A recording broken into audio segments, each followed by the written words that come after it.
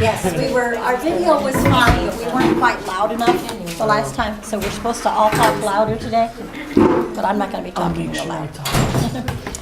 Besides signing in, I'll have you, when we did the cards, you didn't all know your placement, so if you'll pull yours out and finish putting on there.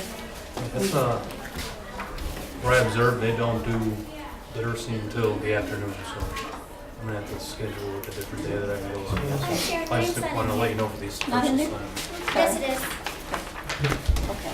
'Cause I know the first assignment's supposed to be due today. Yeah, but don't worry, we're off. And I talked to her Thursday to see if there's no. So I was gonna day say, I can didn't go. teach her, I didn't Don't see get anything. nervous. No. They didn't PSS. It is what it is. No.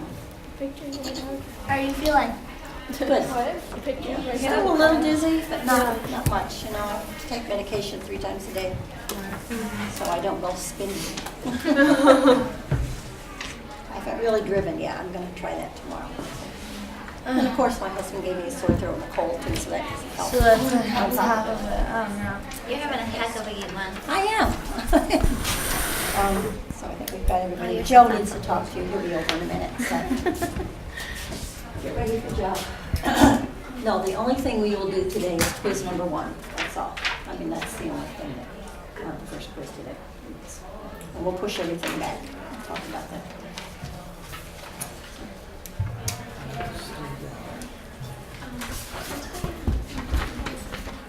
Quiz number 1 is chapters 4 and 5. We still don't have the Moodle. I still cannot put on from home. Still working on it. But here are things. I think I gave you these, did I? No. Okay. So if you want, while we wait for Joe, if you want to look through those and review a little bit. Yeah, this is what like asking us about. Thank you. Thank you very much.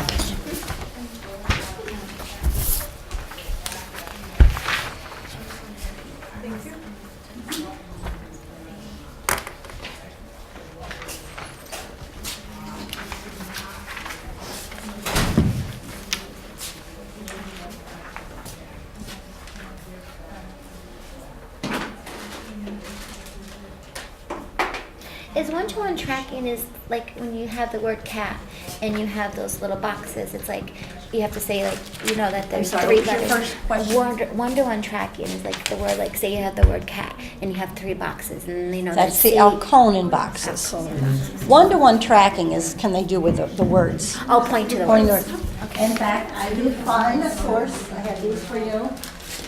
Remember we had seen these in a video in the last course? And I said I probably would have to wait till Halloween, but I did find them in a Thank catalog. you. So that's cute.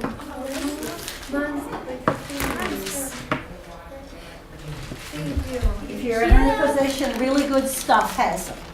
So if you want it, there's a couple different So styles. like if you were like gonna read something, you would use this and you would Yeah, point to you want it. the kids to Follow along.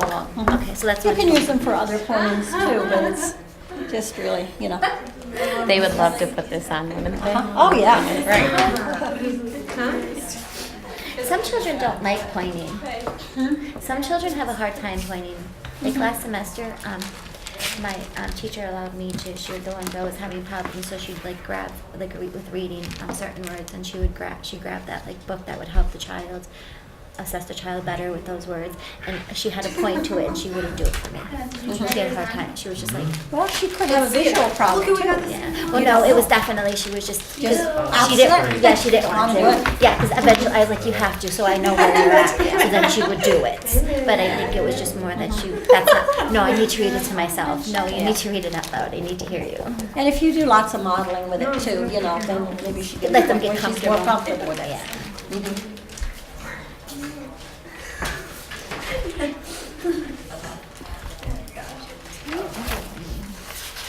I highlight everything. It helps me remember somehow. Wait, did you put on the teacher tape? Or no, is that? Do you want the teacher on that? Or If you know, yeah, if you know the teacher's name, yeah, the school and the grade and the teacher's name.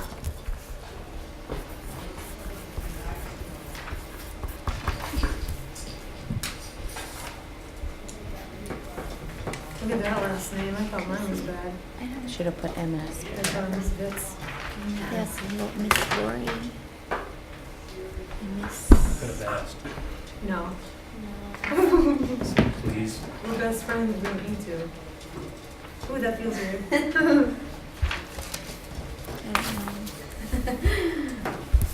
reminds me of Matilda?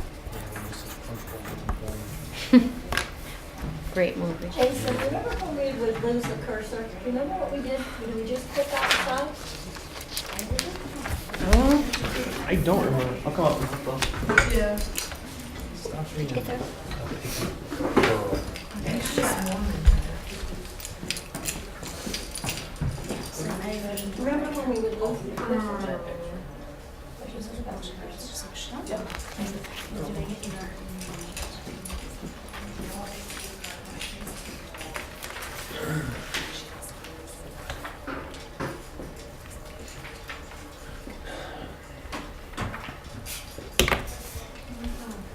We have a test tomorrow? And what? We have. We only have a midterm and final. Yeah, that's what I thought. I saw Steph before. She said, we have a test tomorrow.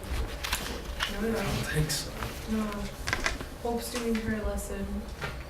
And, So Chris does too. yeah. It's like when we had a history. That's not good. Sometimes it's For like, okay, our so we lesson don't need to go. plans, We need to go. Yeah. it's in like a third grade and fourth grade classroom and stuff, but I'm in a kindergarten classroom. Am I adapting it to Yes. kindergarten? You won't be able to use like a historical fiction. You're gonna have to use one of the, something from fantasy or a fairy tale, That's what. folklore fantasy. I was just gonna ask that question too. What you saying? Yeah. So, how many people are in a lower grade? 3, okay. My other group, all 4 of them are. That's crazy, but they can't always place you to go with Yeah. the courses that you're taking, so yeah, we'll adjust.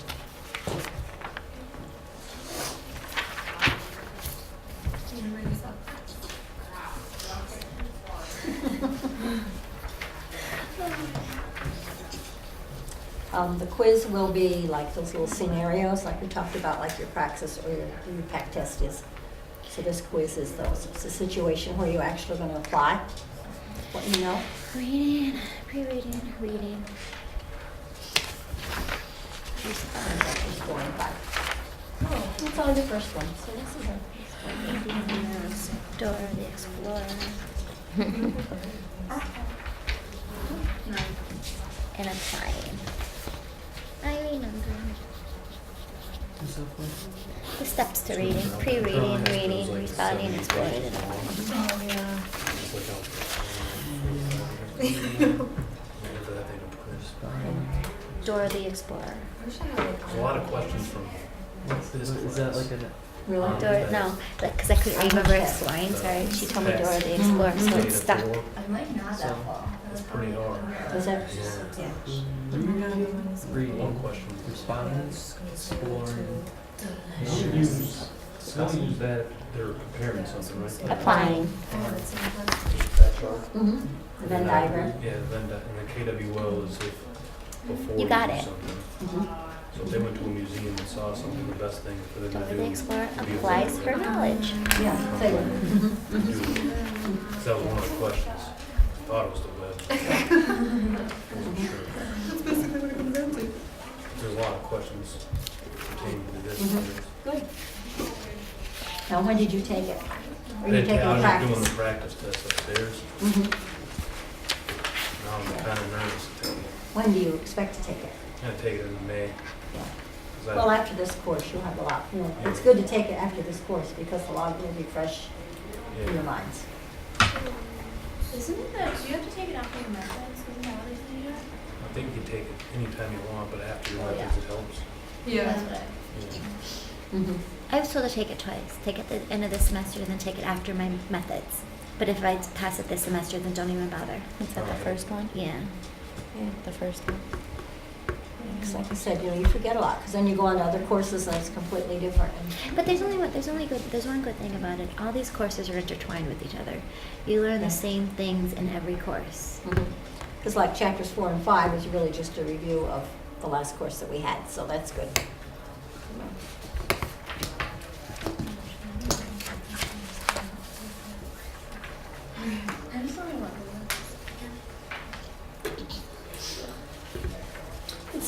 this in the last one? No? Okay. Must have been my other class. Someone borrowed it to use.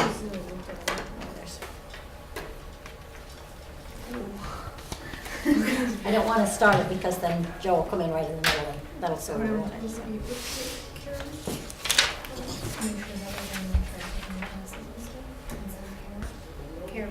Is it this? Is it the 14? Yeah, I do too. Yeah, but I would have to do that. Next year's all classes. So next week we don't have class. We were scheduled off anyway. President's Day. Mm-hmm. Yeah. What's derivative? No, I didn't do it. One of our observations to handle the next time we meet. Yeah, I think. The last I'm going to slide. meet with Relation. Karen and get it set up with live text. Letter name. So we'll see how many days. Oh, I think that's when you can have, the child recognizes letters according to responding to their names. So, like, No, that's alphabet principle. But it's like You do have a dig if you say J, then it's like J, it'd be like Jason, right? Ours. And then alphabet principle. It's like making connections like a letter of an alphabet. within your name. Then what's derivative relations?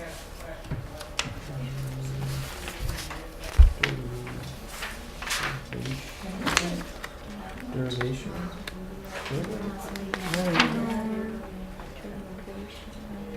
I don't know what Friday to call. Sharon, the stages of development, what's the last one? Relations. What is that? There's emergent, there's letter, name. Emergent, letter name, alphabetic, within words. Derivational relations is like the root words and stuff like that, like Latin terms and things like that. That's really the higher grades. You won't need to know. What is that? Okay. Like suffix, like Mr. and Mrs. and stuff like that. No, even more detail than that. I'll go over that again another time, but it's, we don't spend much time on it because, like I said, it really doesn't affect most of our kids. There, they're all yours, Joe. Oh, thank you. Thank you. Hello, everybody. How we doing? Okay. Have you all been to your field placements? Everybody?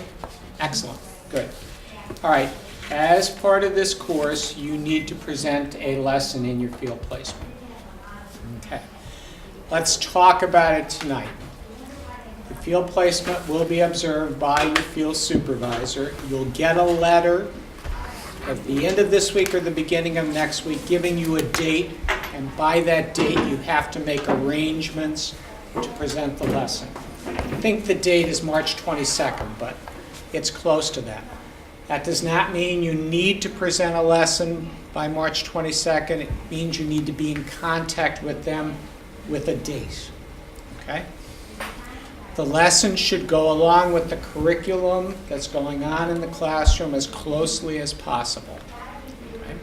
So whatever the teacher is covering, whether she wants you to do a story from the reader, or she would like you to do an activity and something associated with the particular topic, do that. What we want to do, again, is not do anything that's disruptive to the flow of instruction.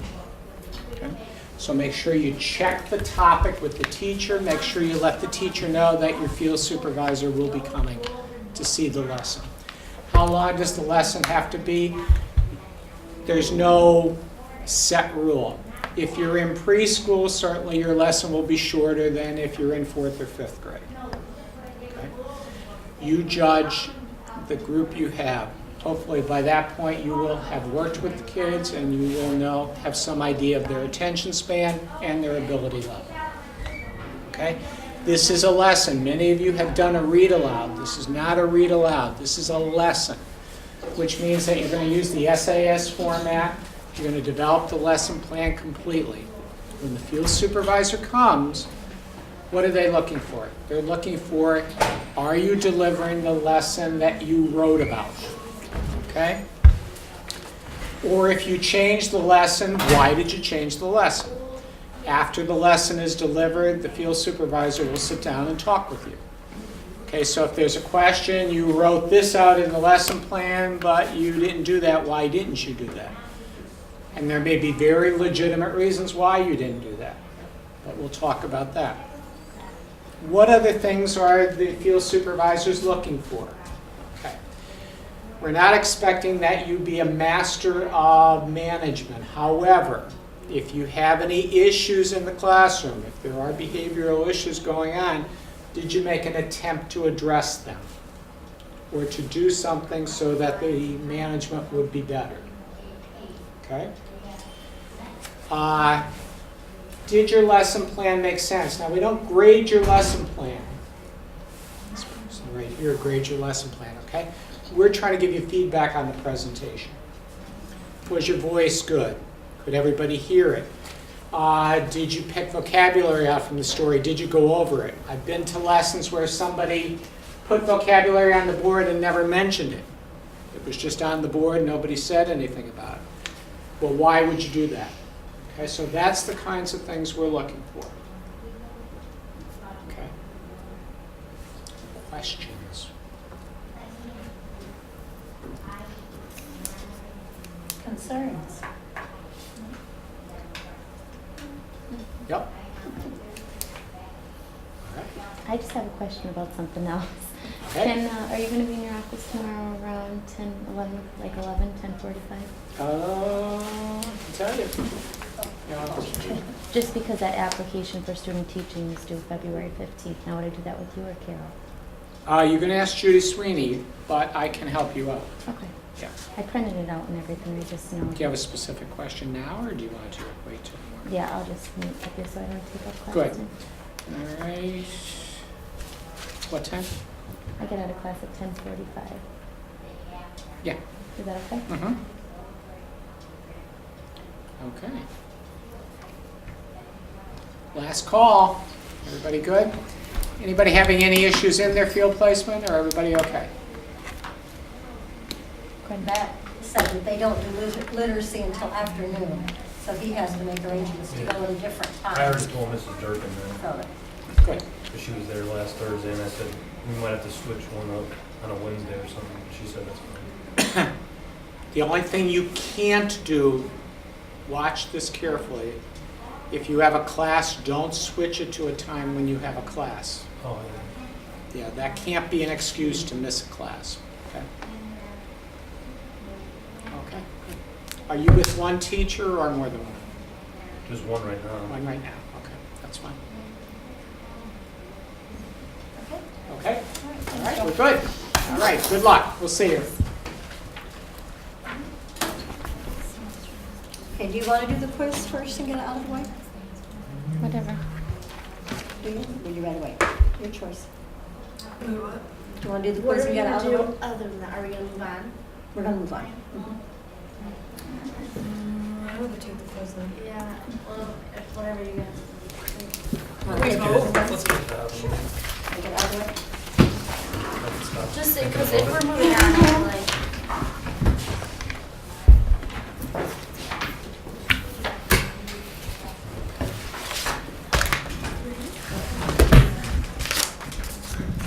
Did this come with hair? Like a teacher? Grab the quiz. Sweeten the pot.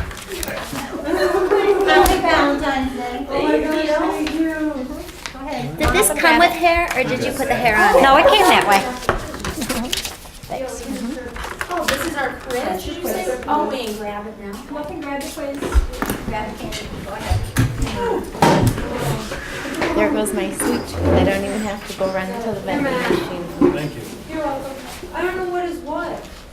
Doesn't matter. I know, it's a mystery. This is I don't think there was a, no diagram. It's called taking a chance. You're out of luck, Emily. if you're allergic, don't. What if it's from the raspberry? I love them. What did you get? Like a chocolate milk kind of. Cover your answers, keep everybody honest.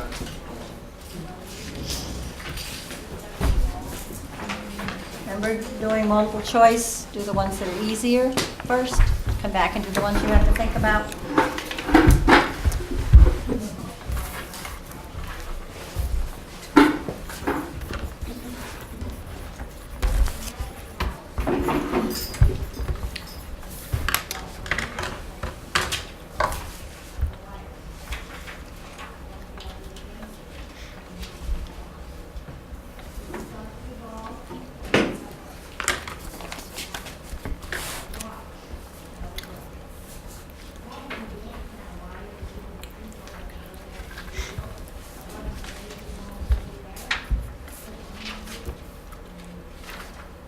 I don't know how you got something on the back.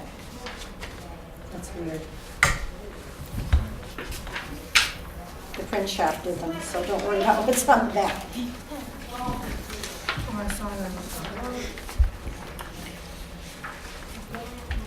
Just do your 20 multiple choice questions and block that out.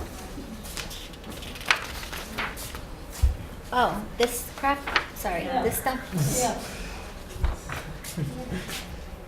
That was really weird. Ed must have gotten confused.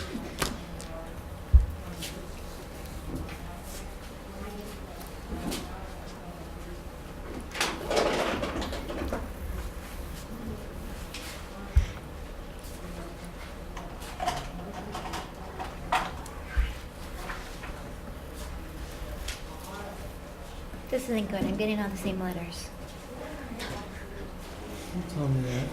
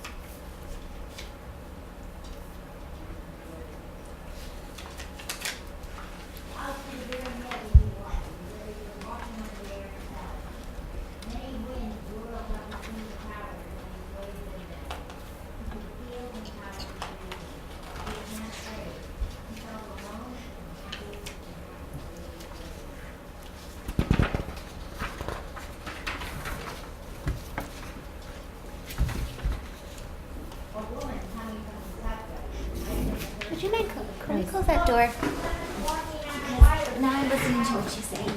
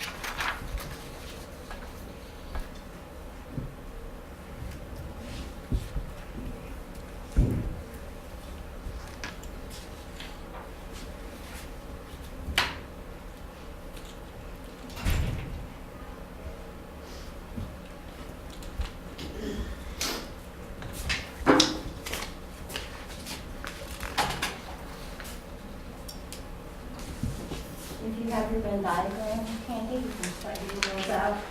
And you look at the front of these articles.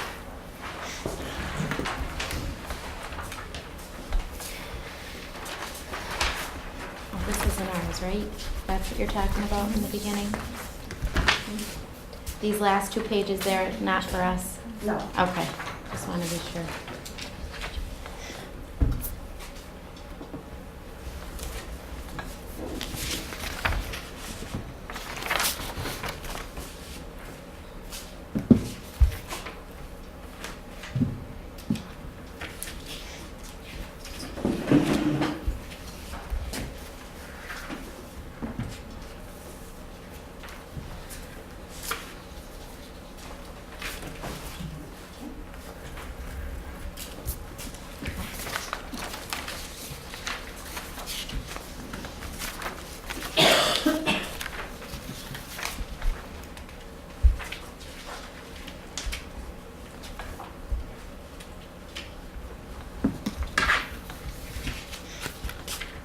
Doesn't matter if you don't have your article with you, as long as you have your homework page. Oh,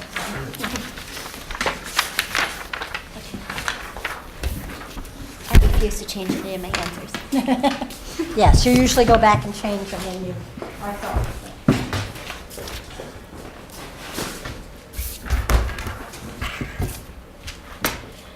Okay.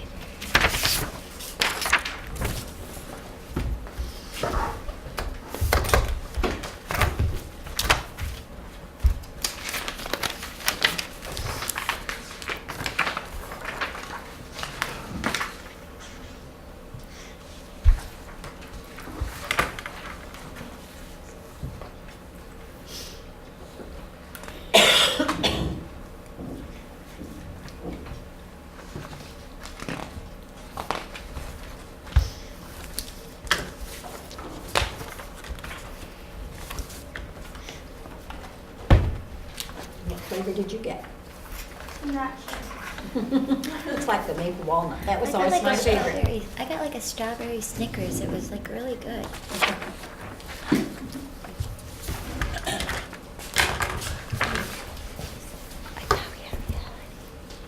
I couldn't remember which one we had, so I just did a little bit of both. Okay. And I didn't write it down, so That's something I would do. literally. That was also when I was feeling ambitious. The first was the best. Dan's wrong.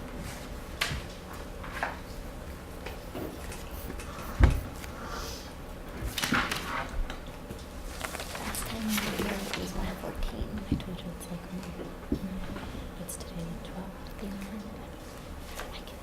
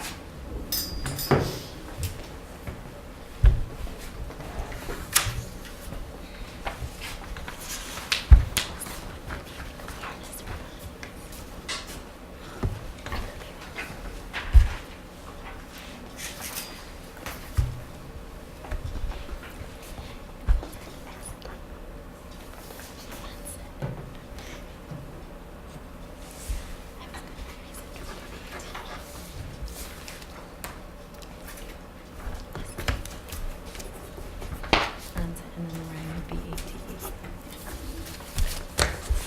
I remember that from last year.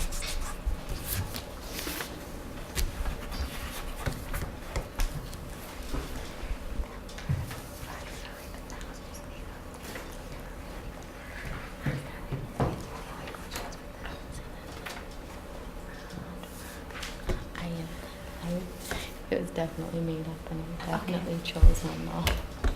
On the first page, I was stuck, and that's just like a, Okay, it was made up. I Because, think so. okay, because I'm like, I couldn't choose. What I always do is I go through and I X out the ones that definitely can't be. I definitely put that as the answer. I was like, what is this? And I was thinking to try like, and I still put it. Tricked me. That's something I would do. Okay. As long as you felt the same way I felt. Yeah, except I chose it. At least I could lie.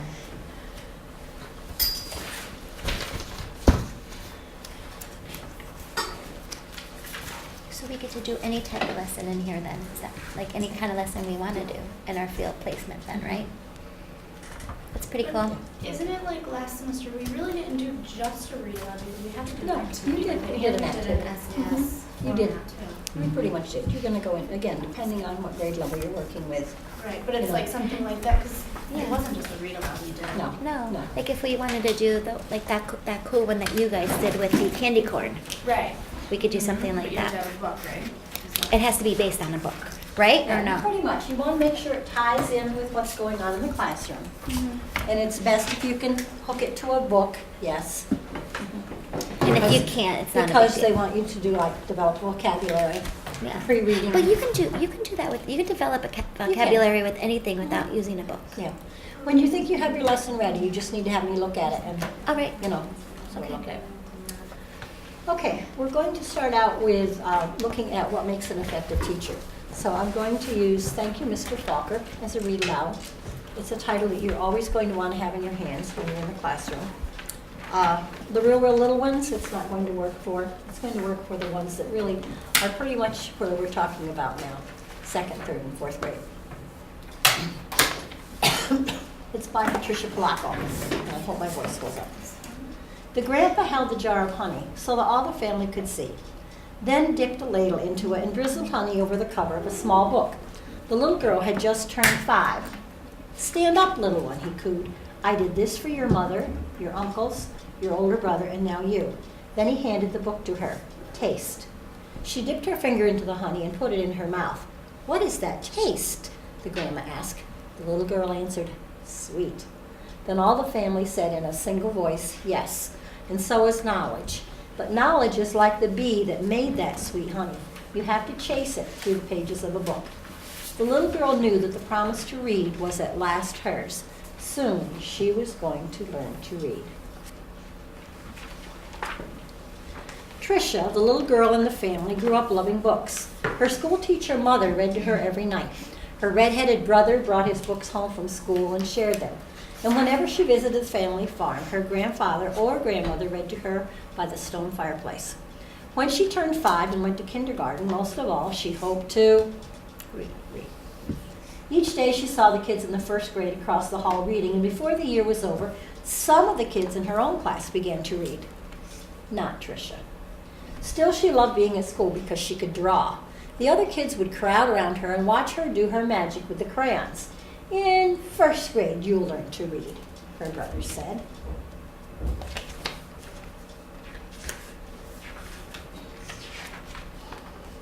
In 1st grade, Tricia sat in a circle with the other kids. They were all holding Our Neighborhood, their first reader. And I had that book way, way back when. Sounding out letters and words, they said, the, oi, boy, and look, ook. Look. The teacher smiled at them when they all put their sounds together and got a word right. But when Tricia looked at a page, all she saw were wiggly shapes. And when she tried to sound out words, the other kids laughed at her. Tricia, what are you looking at in that book? They'd say. I'm reading, she'd say back to them. But her teacher would move on to the next person.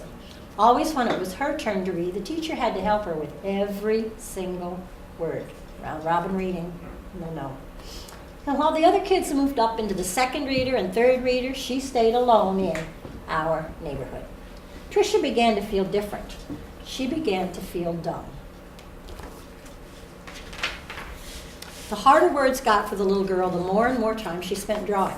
How she loved to draw, or just sitting and dreaming, or when she could, going for walks with her grandmother.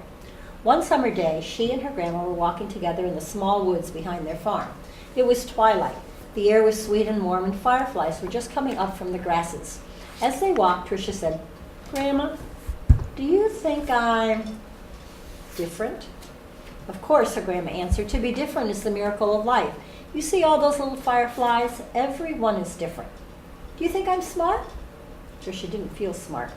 Her grandma hugged her. You are the smartest, quickest, dearest little thing ever. Right then the little girl felt safe in her grandma's arms. Reading didn't matter so much. Tricia's grandma used to say that the stars were holes in the sky. They were the light of heaven coming through from the other side. And she used to say that someday she would be on the other side where the light comes from. One evening they lay on the grass together and counted the lights from heaven. You know, her grandma said, all of us will go there someday. Hang onto the grass, or you'll lift right off the ground, and there you'll be. They laughed and both hung onto the grass. But it was not long after that night that her grandma must have let go of the grass, because she went to where the lights were on the other side. And not long after that, Tricia's grandpa let go of the grass too. School seemed harder and harder now. So your younger children would not get the inference here of what happened. Reading was just plain torture. When Sue Ellen read her page, or Tommy Bob read his page, they read so easily that Tricia would watch the top of their heads to see if something was happening to their heads that wasn't happening to hers. And numbers were the hardest thing of all to read. She never added anything right. Line the numbers up before you add them, teacher would say. And when Tricia tried, the numbers looked like stacks of blocks, wobbly and ready to fall. She just knew she was dumb. Then one day her mother announced that she had gotten a teaching job in California, a long way from the family farm in Michigan. So not only is she having difficulty, now she's going to be uprooted as well. Even though her grandma and grandpa were gone, the little girl didn't want to move. Maybe though the teachers and kids in her new school wouldn't know how dumb she was. She and her mother and brother moved across the country in a two-tone 1949 Plymouth, and it took 5 days.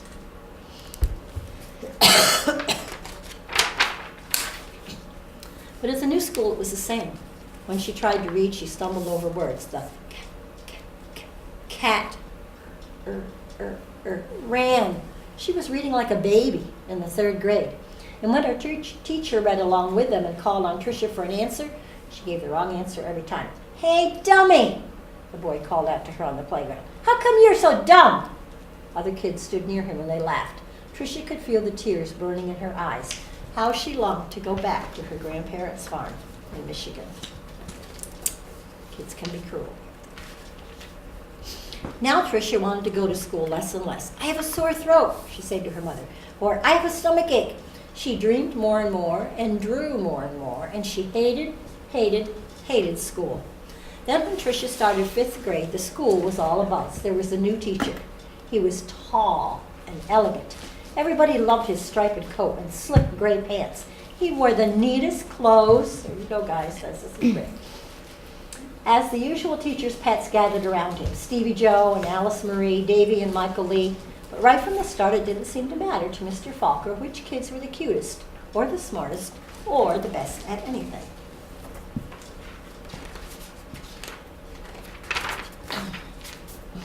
Mr. Falker would stand behind Tricia whenever she was drawing and whisper, "This is brilliant, absolutely brilliant. Do you know how talented you are?" When he said this, even the kids who teased her would turn around in their seats and look at her drawings, but they still laughed whenever she gave a wrong answer. Then one day she had to stand up and read, which she hated. She was stumbling through a page in Charlotte's Web, and the page was going all fuzzy when the kids began to laugh out loud.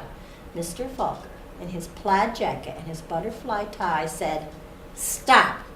Are any of you so perfect that you can look at any person and find fault with her?"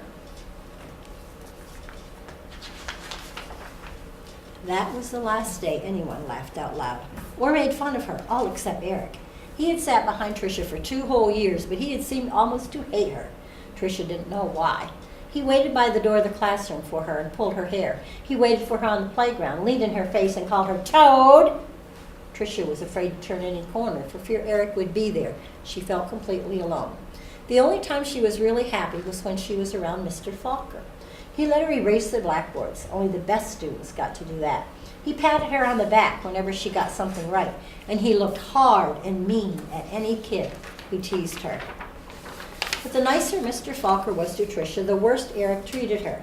He got all the other kids to wait for her on the playground or in the cafeteria or even in the bathroom and to jump out and call her stupid or ugly. and Tricia began to believe them. She discovered that if she asked to go to the bathroom just before recess, she could hide under the inside stairwell during the free time and not have to go outside at all. In that dark place, she felt completely safe. But one day at recess, Eric followed her to her secret hiding place. "Have you become a mole?" he laughed. And he pulled her out into the hall and danced around her. "Dumbbell, dumbbell, maggoty old dumbbell." Tricia buried her head in her arms and curled up in a ball. Suddenly she heard footsteps. It was Mr. Falker. He marched Eric down to the office, and when he came back, he found Tricia.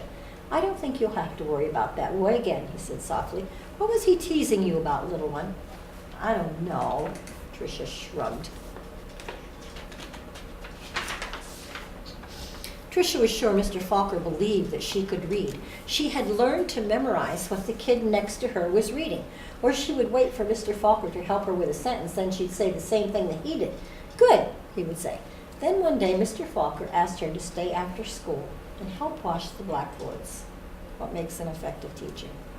He put on music and brought out little sandwiches as they worked and talked. All at once he said, "Let's play a game.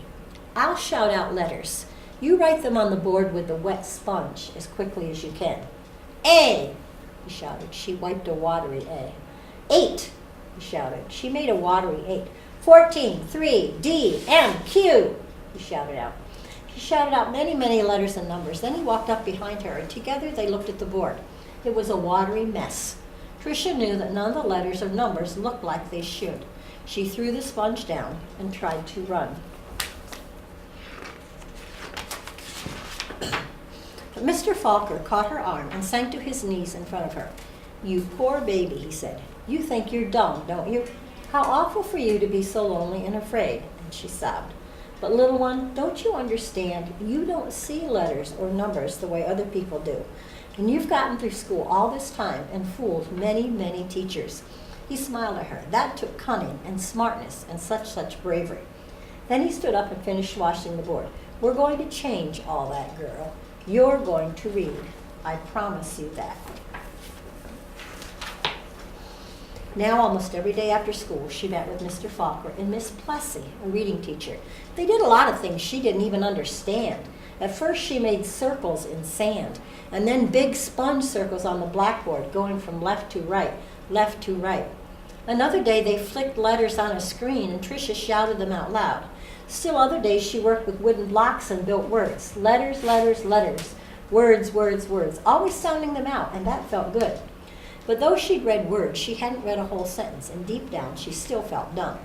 And then one spring day, had it been 3 months or 4 months since they had started, Mr. Falker put a book in front of her. She'd never seen it before. He picked a paragraph in the middle of the page and pointed at it, almost as if it were magic, or as if light poured into her brain. The words and sentences started to take shape on the page as she had never had before. She marched them off to... Slowly she read a sentence, then another and another. And finally she read a paragraph, and she understood the whole thing. She didn't notice that Mr. Falker and Miss Plessy had tears in their eyes. That night, Tricia ran home without stopping to catch her breath. She bounded up the front steps, threw open her front door, and ran through the dining room to the kitchen. She climbed up on the cupboard and grabbed a jar of honey. Then she went into the living room and found the book on a shelf, the very book that her grandpa had shown her so many years ago. She spooned honey on the cover and tasted the sweetness and said to herself, "The honey is sweet, and so is knowledge. But knowledge is like the bee who made the honey. It has to be chased through the pages of a book." Then she held the book, honey and all, close to her chest. She could feel tears roll down her cheeks, but they weren't tears of sadness. She was happy, so very happy. The rest of the year became an odyssey of discovery and adventure for the little girl. She learned to love school. I know, because that little girl was me, Patricia Polacco. I saw Mr. Falker again some 30 years later at a wedding. I walked up to him and introduced myself. At first he had difficulty placing me. Then I told him who I was and how he had changed my life so many years ago. He hugged me and asked me what I did for a living. "Why, Mr. Falker," I answered. "I make books for children." "Thank you, Mr. Falker. Thank you."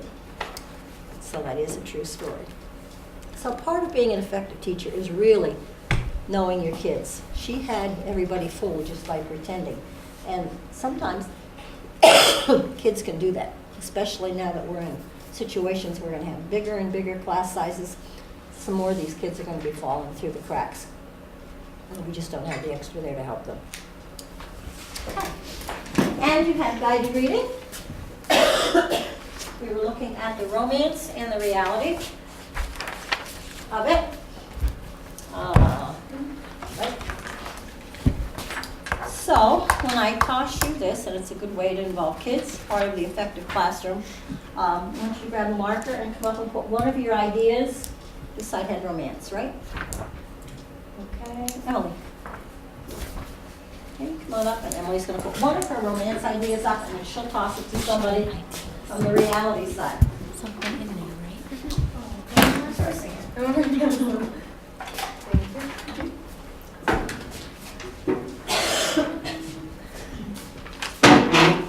Tell us what you're going to write before you write it. I'll do uses leveled books, just Okay. like the right chapters. Guided reading, we're going to be using the level books. And again, this comes from what we know about from Fontes and Fennell, using the learning records to find what their guided reading level will be. I'm just going to talk to someone on the other side for some of the reality. Did you have Call a name first, so if they know what's coming, okay? Call someone's name. Amanda, because I don't know if I could throw a fly. This is a study guide for quiz 2. I'm going to give it to you because as we go through these chapters, it will help you know what to mark on your PowerPoint to really hit for the next quiz. So what's one of the realities, Amanda? The goal of guided reading is to help students build their reading power. Okay. You can just put build reading power. Don't want something that's not too long. Don't fit in together. My handwriting stinks. Yours is good, so if I write a book up there, I can. Don't take like the easy way. Someone?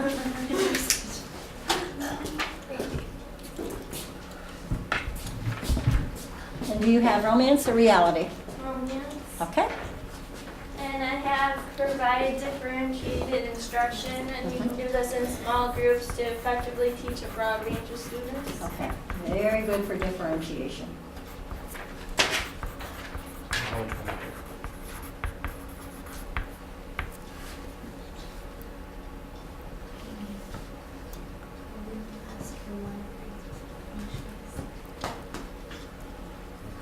The ideal is to have 4 to 5 students in your guided reading group. If you get much more than that, it's harder to really see what's going on.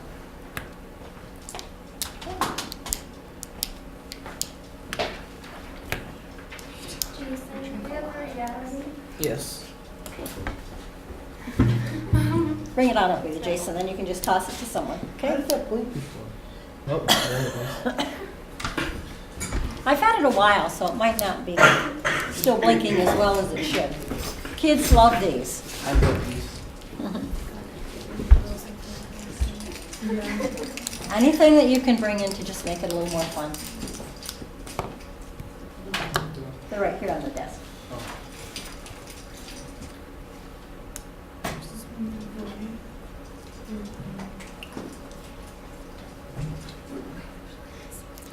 Now, if you had romance, you're going to want to be filling in your reality side. If you had reality, you want to be filling in your romance side as we go along. What was it again, Jason, for them? Which one? Alright, I have continuous professional learning is needed.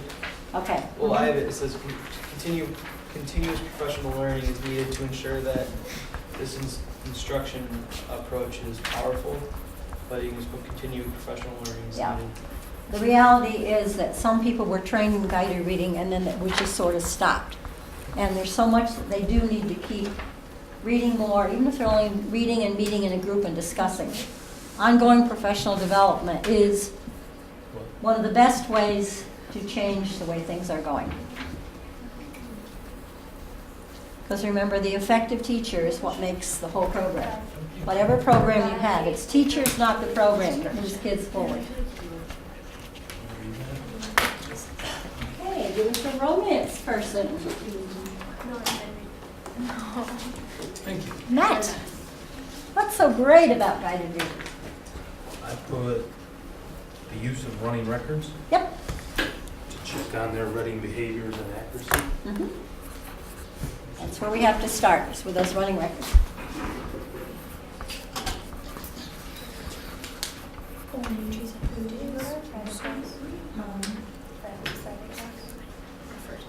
Today? Last during the snow day? Yeah. No. Why?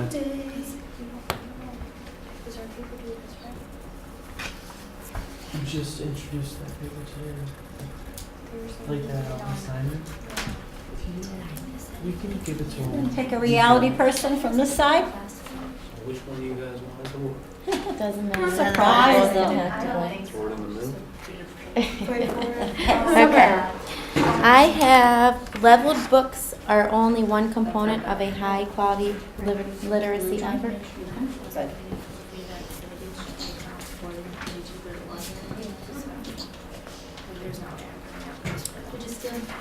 What Sumner is basically saying that if they just stick with those level books and don't do anything else, that's not good. It's only one component of it. You can't just have guided reading. You still need to have the independent reading and the shared reading and the reading aloud. I was looking at a book on my bookshelf that I haven't read in a while, Beyond Leveled Books. I need to look at that again because, again, it'll stretch my mind to go beyond just that part.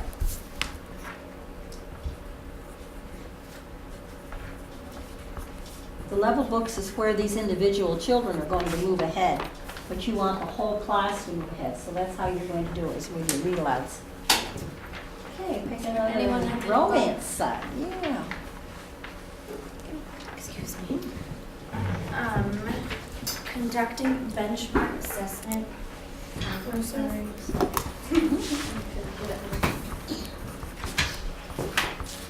Again, along with your running records, you still have to have benchmarks. Benchmarks is where you want them to be. So then you're going to compare where they are in the running record to where they need to be, and it just sort of gives you an idea of how you can guide them closer to that part.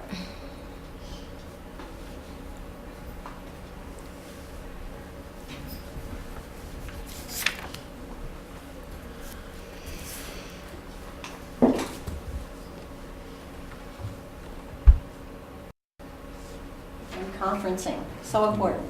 It's one-on-one conferences. Okay, one last idea. Having the children make connection and using their schema. Okay.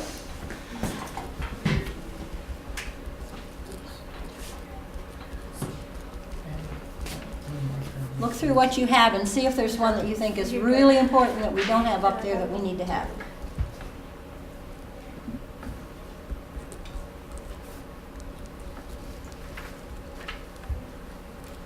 Emily looks confused. Did you use that on the romance side, Emily? Wait, no. No? It's used for both, right? Mm-hmm. Yeah. That's what I'm thinking, it could be for both. Are you okay? Nothing you think is real important? Okay, we'll put those away.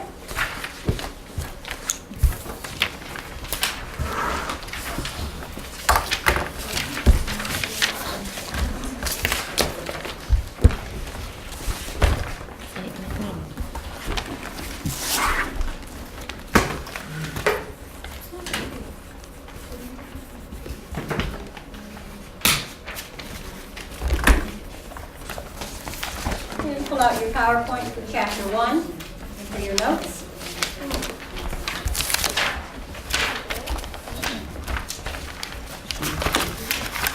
You have this in front of you and then your chapter 1 PowerPoint. We'll work with them hand in hand. Chapter 1.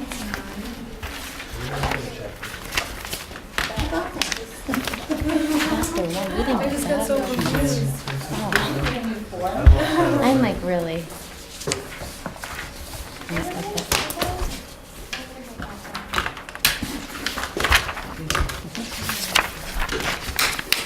If you need that stress ball, you can keep it, Jason, for class.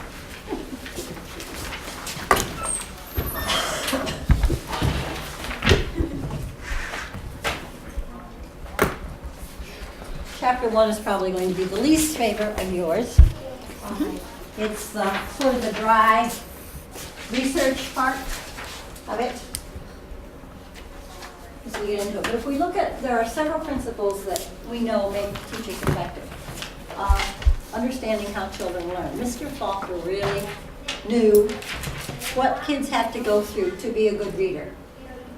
Some of the other teachers that had worked with Patricia Polacco, maybe not quite so much. So that's the main thing, and that's part of what you're learning in this course. Supporting students' use of the cueing systems. Now that's why we do the running records. When we look at the running records and evaluate them, which we'll do at another time, it's going to show you whether that child, the mistakes, we look at the mistakes the child is making, and you'll know, was that a mistake in meaning? Were they reading along and used a word that would have meant the same? Or was it a visual cue? Did they look at the first letter and just make a guess without it making any meaning? Or was it structure, meaning does it sound like language should sound? So we have to look at that. Creating that community of learners. And that's something that you need to do in the first couple of weeks of school. You need to set up the routines, make the kids so that they are comfortable, and establish those routines. This is a little activity that's really good for that. And it's just to get the kids so that they know each other and like each other. So what I'm going to do is I'm going to toss the yarn. I'm going to toss it to Jason. And I'm going to say something positive to Jason. Ready, Jason? Oh. It's okay. And lots of times we have the kids sit up on their desks to do that. Why don't you stand up? You've been sitting a lot. Stand up. Okay. Jason is always so helpful to me when I have a computer problem or a tech problem. So what Jason is going to do is he's going to hold one end of the string so he still has it, and he's going to toss it to somebody. So you're going to keep that and say someone's name. You. Okay. Ready, Matt? So you're going to say something positive to Matt. Matt is always helpful when we study together in the library. Okay. Say something positive. It can even be about their looks or something they have on today that you like, or if you don't know them real well. You know, Amanda always lets me know what to do in class. Okay, good for you, Amanda. Keeps him on track. She's recording her. Stephanie. She was a good partner last year when we had a project together. Okay, good. Amber? Whoa! Sorry. Henry Rowan Gardner. I like your outfit. Yeah. Emily. Oh, you copy. Catch this. Stand over here so you're front of it. We're building a community of learners. You have to say, she's going to say something positive to you. Oh, cool. You're a good friend. So now you need to Now you throw it to hold- Summer. hold Hold it. it and throw it to Summer. What did I was like, so. You have to say something Positive positive about to Summer. Summer. You have really nice fashion. Thank you. Yes, she You're does. welcome. Okay, so Summer has to throw it back to me. Hold the end. You're going to keep it Yeah, in that's the yourself. hardest Hold part. on. I think. I have to think about it first. It's okay. You haven't known me very long, so you can just, Everybody else had you already. yeah. What do you like about the class so far? Even though we've only had one? Okay. I love all your learning tools, Sharon. Okay, there we go. See, so this is just a way, you do this lots and lots of times with the kids to build that community of learners. It's like a web. Thanks. Okay.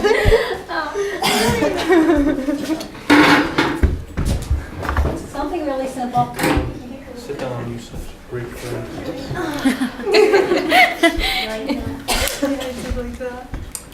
Okay, going on down through our Do you want me to do balanced that? approach, adopting our balanced approach, which means we're going to have a balance between reading and writing, and we're going to have all those things, like I said, the reading aloud, the shared reading, the guided reading, and all of that. Scaffolding children's reading and writing, being there as a crutch whenever they need it, being organized for literacy, Linking instruction and assessment, we'll talk more about that as we get into assessment today. And last of all, becoming partners with parents. Again, make sure where you are that you have a connection with the PTO. Again, where I am, it was very, very hard to get the teachers to come back for meetings.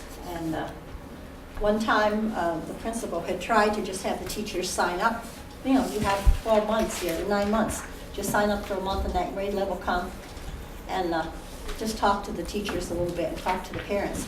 But then the union stepped in and said it was after hours and they weren't allowed to ask the teachers to do that.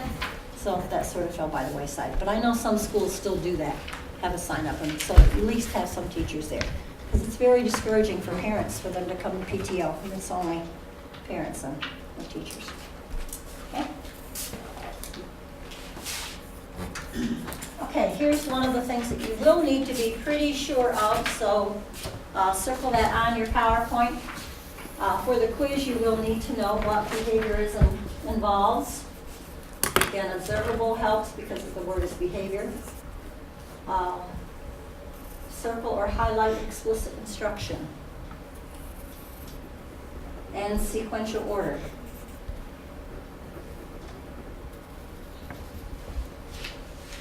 So this is where you're going to have that happening, little steps, and reinforcing it with lots of practice.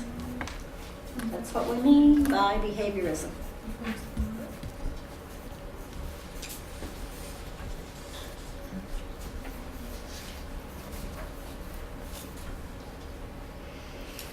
Along with this part, one of the things that I think about is, if you're trying to learn to knit or crochet, all those little stitches. If you know how to knit a little bit, then when you come to something that's more complicated, you can build on that and you can go ahead and learn the new stitches. Put in your notes there by behaviorism those two words that we had talked about before, aesthetic and efferent. Remember those from the last class?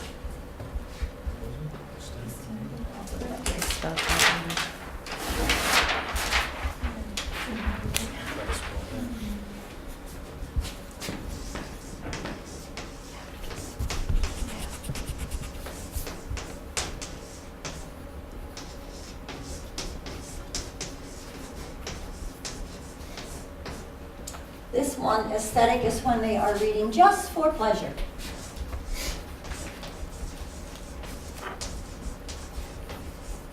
For fun. Efferent, not so much. They have to remember info. And I think one of the questions that I had seen that is a possible quiz question or midterm question going down the line is workbook pages. Where do you think they would fall? Infer. Remember what? Mm-hmm. Remember information. And we want to do very little of that. We really want to focus on the aesthetic.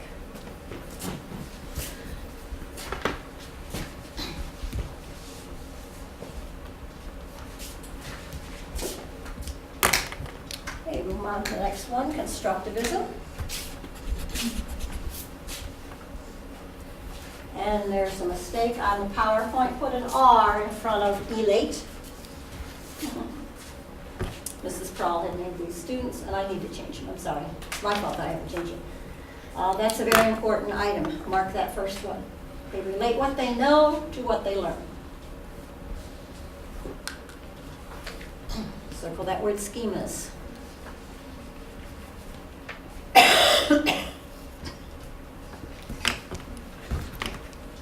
Somewhere on that slide,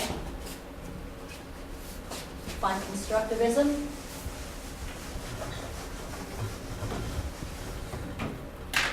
That's ZPD, zone of proximal development. Remember we talked about that?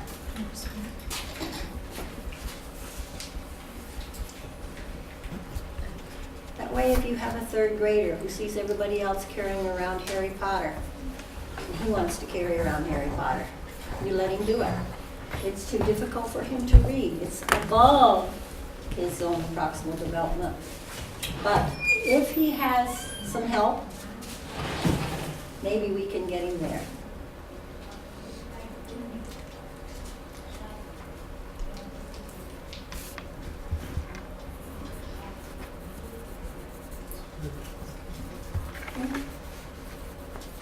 A lot of background knowledge and motivation.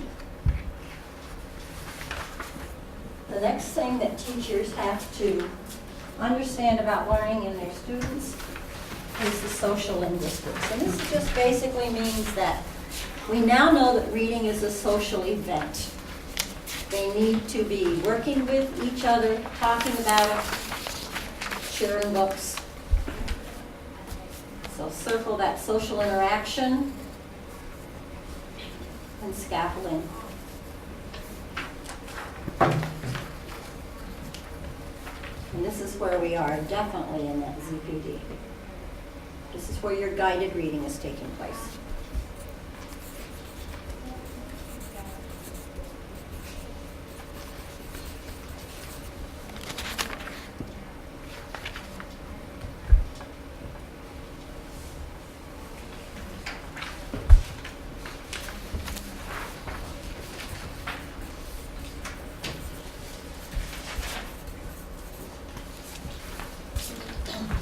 The next one that we need to look at is the cognitive processing.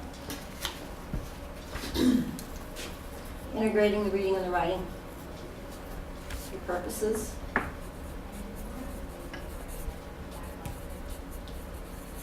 So we have the thinking part. They're getting the information from the text, and then the reader-based information is the thinking part.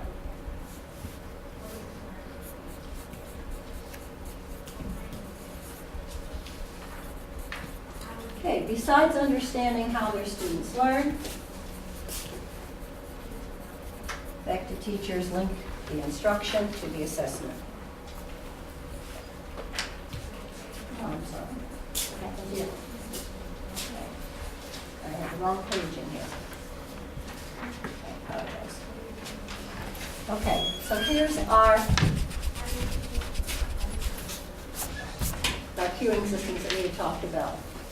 Phonological, the syntactic, semantic, pragmatic. I don't think that you will need to know a lot of that. Let's look on page 13 in our textbook and see what is there.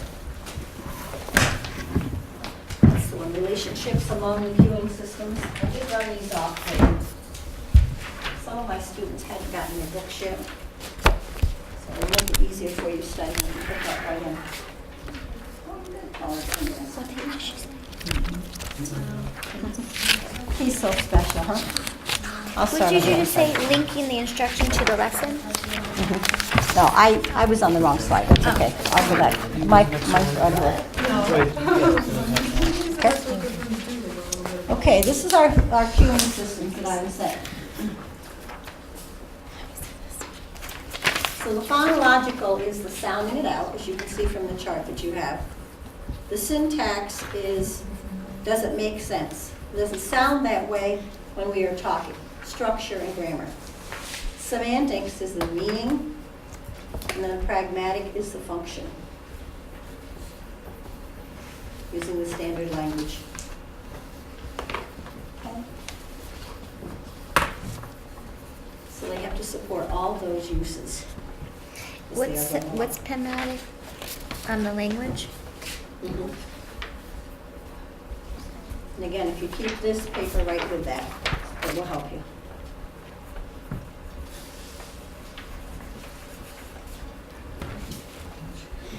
So we know our kids. We know about this cueing system. We talked about our community of learners. And we have another chart, page 17. I have that for you.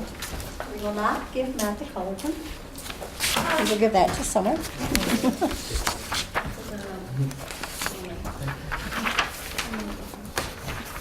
Thank you.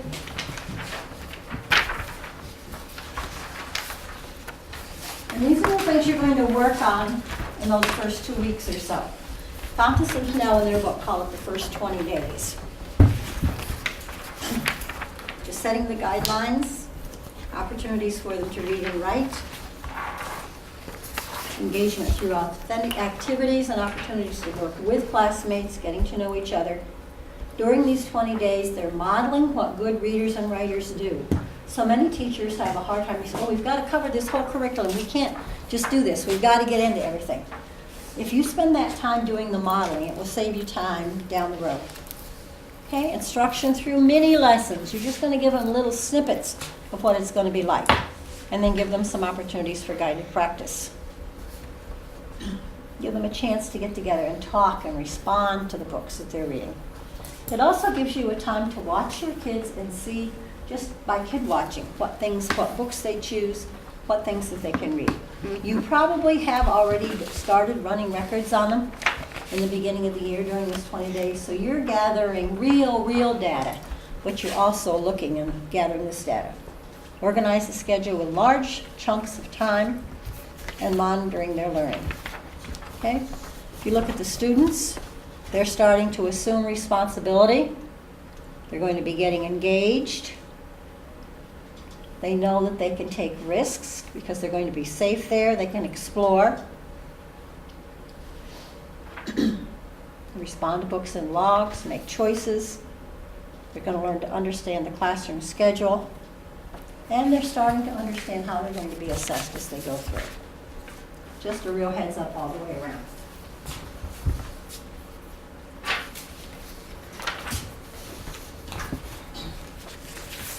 Again, we talked about the balanced approach, explicit instruction, guided practice, collaborative learning, and independent reading and writing. Going to include phonemic awareness, phonics, vocabulary, comprehension, and fluency, reading and writing in content areas, and oral language integrated in reading and writing. We've talked lots and lots about that. It's not the sage on the stage. It's not the teacher up front spewing it out, hoping that it's somebody by osmosis it's all going to sink in. Okay, the effective teacher scaffolding, they're going to model it, they're going to share it, interactive, working together, they're going to help the teacher with it, guided and independent. This goes the same. You're going to go through the same steps for reading as you do for writing. And we'll see when you get ready to do your lesson. You will know the kids, and you'll be able to share with me where they are in the year. So you'll know which one of these really you're going to be wanting to do. Maybe they've had lots and lots of modeling. Maybe they're good at what you want them to do. So maybe it'll be more interactive. They might be helping you. Or you might be doing just a mini lesson and giving them lots of independent time. It will depend on the age and depending on where they are.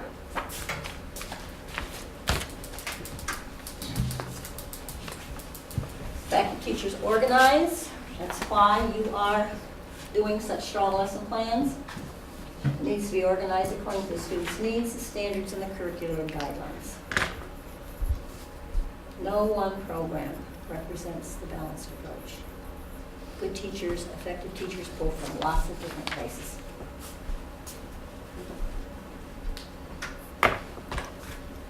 Here are some different instructional programs.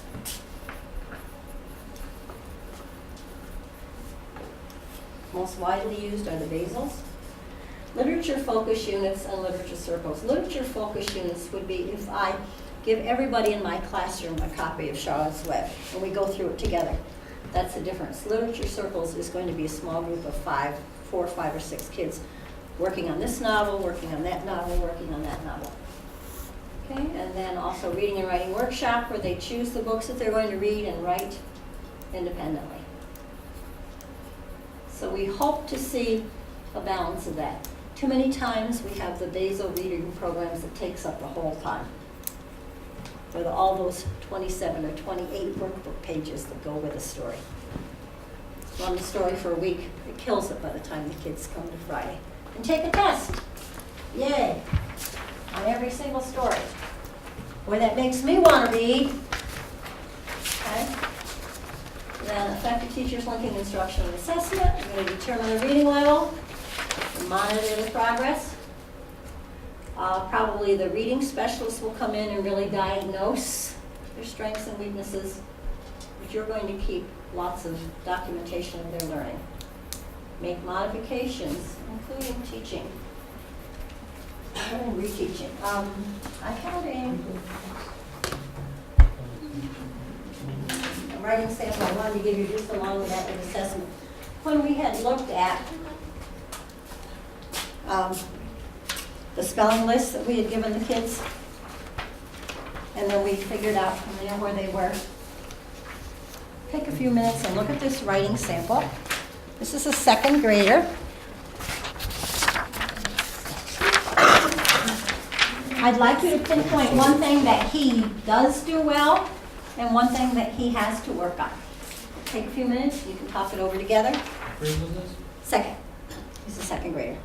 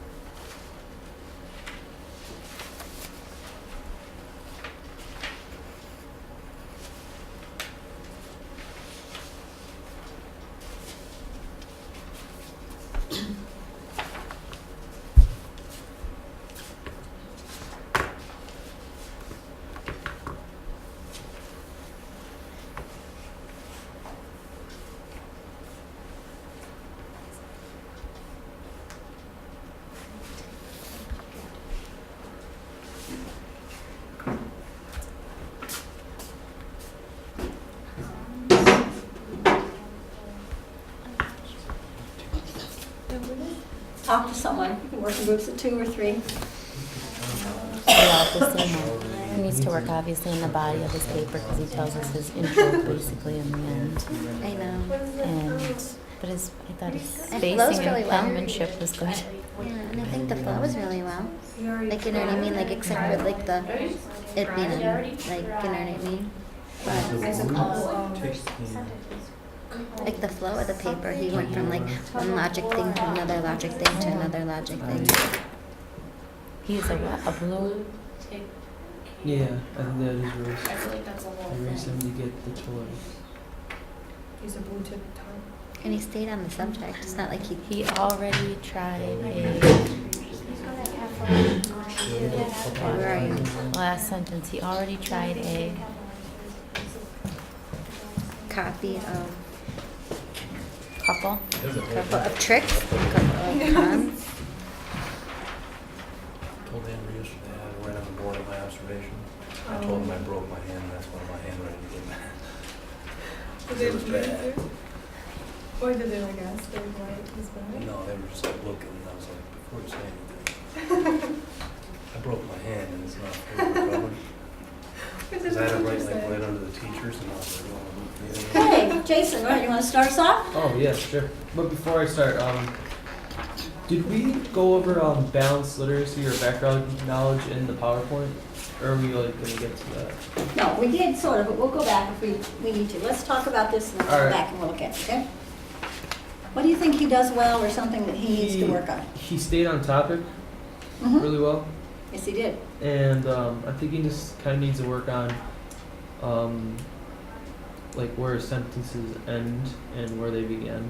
Okay. Like starting new sentences. Someone else? Summer? I think he needs to work on the body of his paper. By second grade, he should probably know that, like, his intro should be about his dog rather than going right into what he does with them. Mhm. Okay. Somebody else? What about words? Phonics?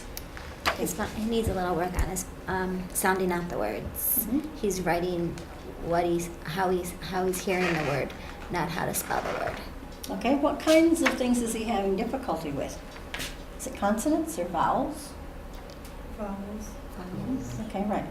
Play tug of war, T-O-G. So he has a little bit of a confusion there. A lot of the time, though, he is using them correctly. Look down at the word name. He's got the vowel consonant E there, but maybe it's because he has seen that word name so many times. Okay, a blue tick coonhound, so he doesn't have the double O. But he is really just about where he needs to be now in second grade. But he did really go at brother. Yeah. Brother is a high frequency word. That's Yeah. one that he has. So he has a lot of the high frequency words. Middle isn't so bad. That's the way it sounds, right? Yep. Friend. Middle. Friend is a high frequency word. This classroom teacher does not have a word wall. If that classroom teacher did, the word friend would be on the word wall. It would have been, you know, in first grade. That's really a first grade word wall, high frequency word wall. He did go with monkey. Yeah.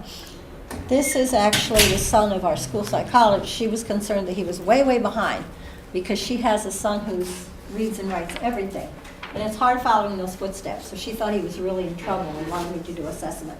And he's not in trouble. He really is right where he needs to be. In fact, maybe a little above. He's reading even more than he's writing.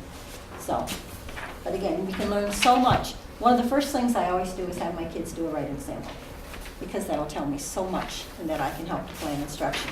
So what I did work with him for 3 weeks after school one day until I got sick and until all this happened. But and I worked a little bit on the short vowels, and it's just that he had some confusions.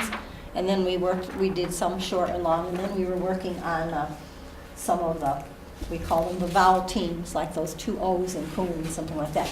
But when I looked back at the program being used, which is a basal reader, and they hadn't gotten to those lessons yet in the workbook pages or whatever. So he has not been exposed to that instruction. Anything that he had been exposed to, he pretty much had. So he was okay. Okay, Jason is concerned, well then for that.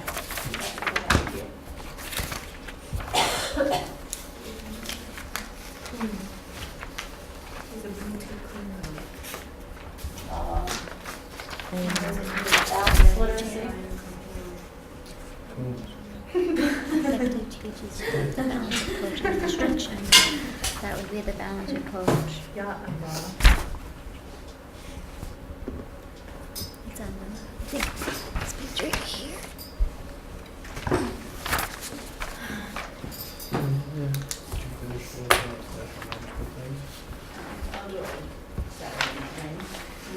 And your background knowledge is your slide, schema. Jason, is for your balanced literacy, okay? The main thing is the reading and writing used together. And that first bullet, the explicit instruction, the guided practice, collaborative learning, and independent reading and writing. That's what balanced literacy is.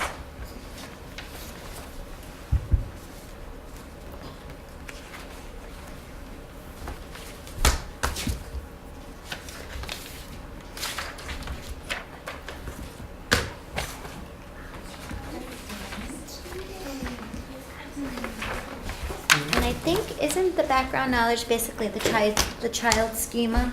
Yeah.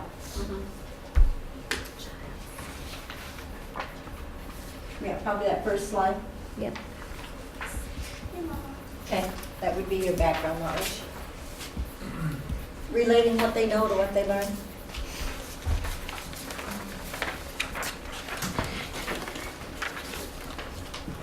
Okay, all questions answered on chapter 1?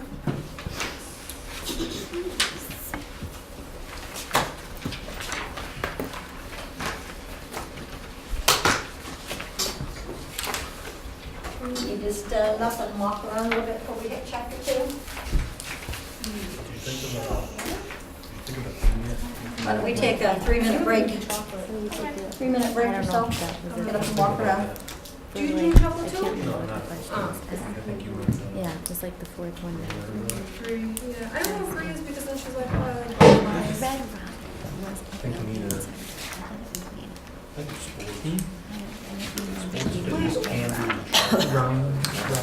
I didn't know that was, so I thought that was like No, they're saying it too.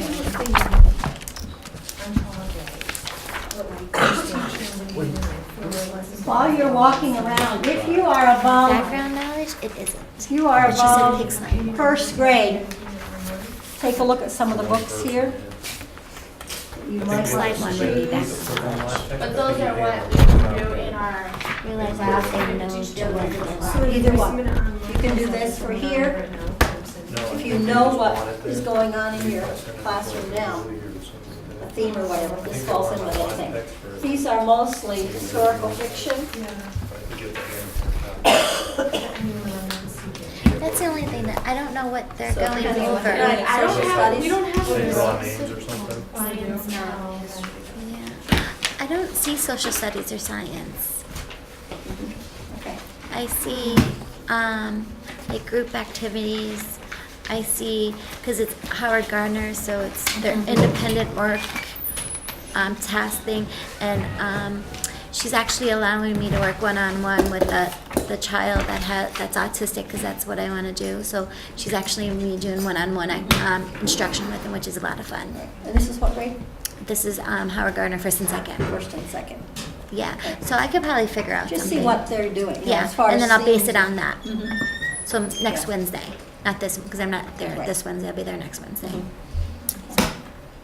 And I'll figure it Where out. are you, Summer? What grade? I'm at the Children's Center. They're the 4 and 5-year-olds. Oh, okay. So you're going to be doing fantasy or folklore. Okay. I do have some of those. I did pull it out if you want. Look through.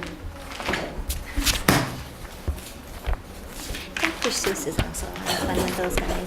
I love Dr. Seuss. All the places you will go, that's like my favorite Dr. Seuss ever.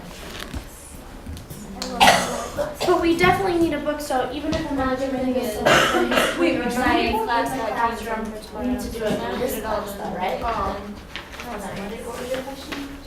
So regardless, like I'm in a kindergarten classroom, but I still need to pick something for this class because we have to teach it. Because we have to teach all of the lessons in here and then Right. one Mhm. in there. Wait, before like our classroom observation one, like I was talking to her and she said that if I wanted to, they have like reading textbook vocab. She said that I could like think of a game or something to do with them. Would that be okay?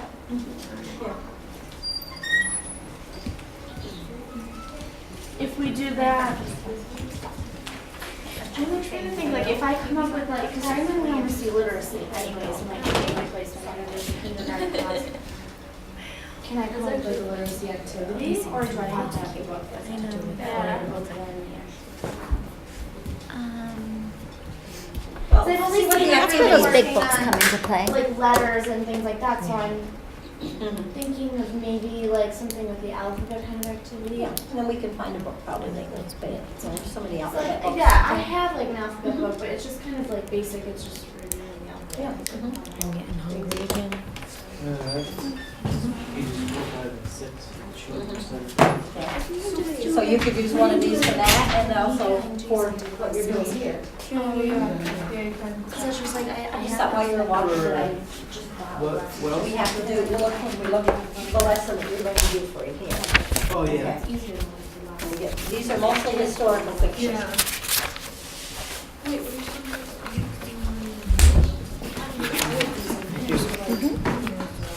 It's just like yelling. Take your I was short your favorite thing back or whatever. She's like, I said she was a good friend. Your positive remark. No, I said she was a good friend. She's still a good friend. Now you guys are all doing so. Yeah, Should be a good thing. Lesson. Huh? To do. Oh, 4 letters to We'll have lots of time to work on it. Okay. Don't worry about it, okay? Oh, is this? Then, Oh, that's right. Never mind, I'm a brain idiot. But like, if I were to do, like an alphabet book, and do you remember last, semester, Anika and Jason did like the alphabet activity where they had the clothespins and they would come up and do that, like that would be something you're looking for? Right. And figure out what we're going to do for the before readings. We're going to do a lot of pre-reading strategies today.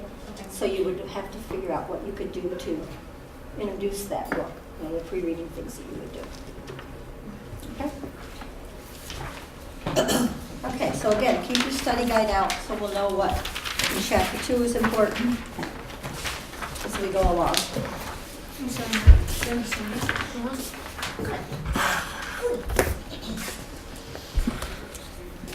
So these are the components of reading that you're going to be teaching. All of these things. So as we do our lesson plan, we're going to have little bits of most of these in there. Especially the higher grade levels. If you're in the pre-K, there wouldn't be quite as much. But when we're at the higher levels, of course, phonemic awareness isn't going to apply an awful lot. We do some of that in first grade, but we definitely want the others as we go along.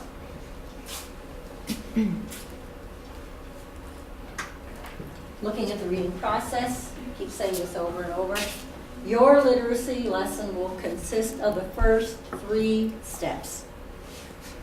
So those are the 3 that you're going to use. I'm going to give you this, it's for application. Not that you're going to be doing it, but this is something that you can keep so that you have that in your file. Somewhere along the line, you may have to go to the application part. This is where we have kids to the point where they're really comfortable with it. Look through that quickly and pick one that you think you would like to do if it were you.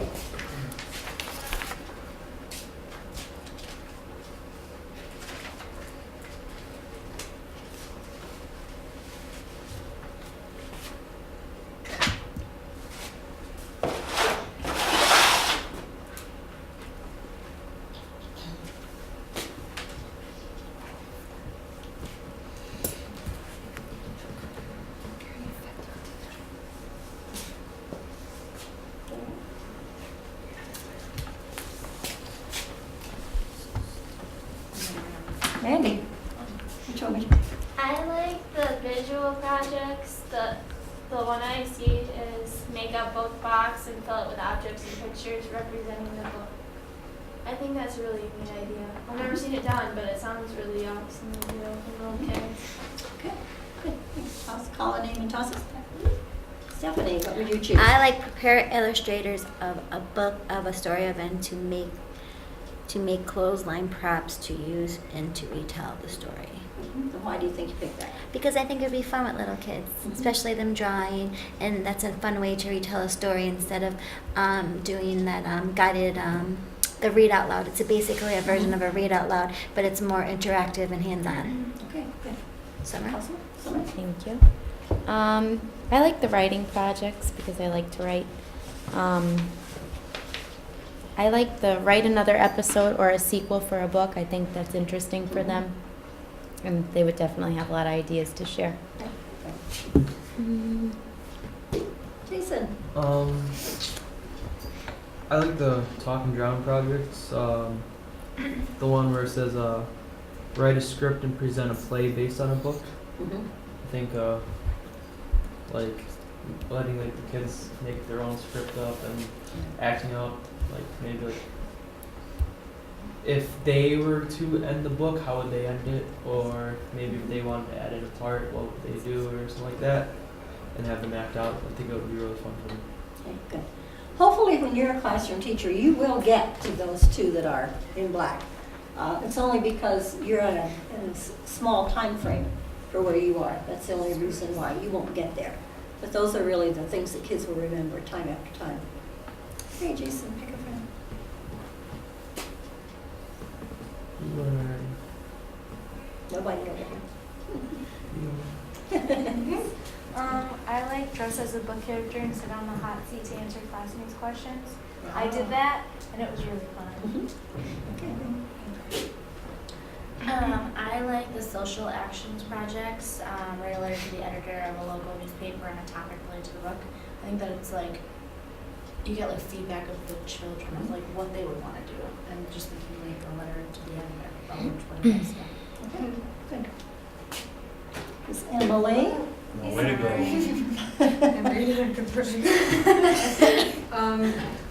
Talk and drama projects, present a rap song or poem about the book. I actually did that in, I forget what grade, but we did it with Romeo and Juliet, and I remember we actually got like dressed up because she had dresses and stuff, and it was me and my one friend, and we had like a ball with it. It was so fun. Like we had to redo a scene, but we had to put it in like our time language. So it was pretty fun.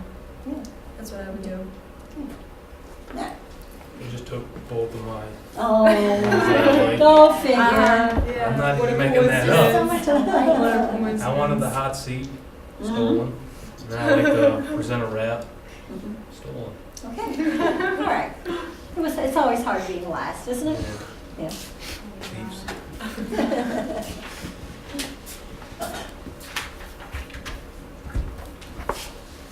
Okay, background knowledge, here's some more of what Jason was concerned about. Building their background knowledge, general knowledge from their life, and literacy knowledge from reading, knowing about the genres and the text structures. Pre-reading. This is something in your lesson plan with that before reading. This is where you're going to be doing some of those things.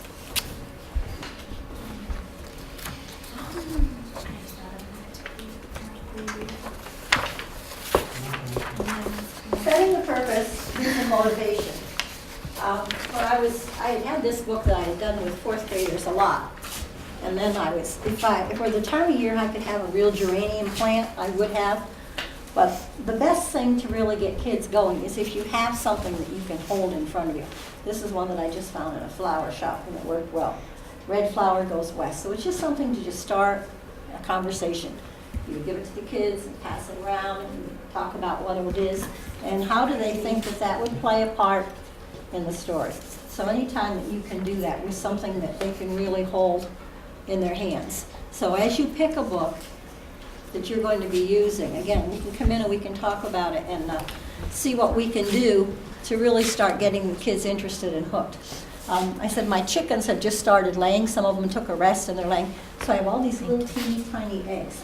And they are so cool. So I've been saving them because then when I do like a couple of books I have from chicken to egg or an egg is quiet, I have that little nest of eggs that they can actually look at. So as you're doing things, you'll start having lots and lots of boxes of things that sort of go along with lessons.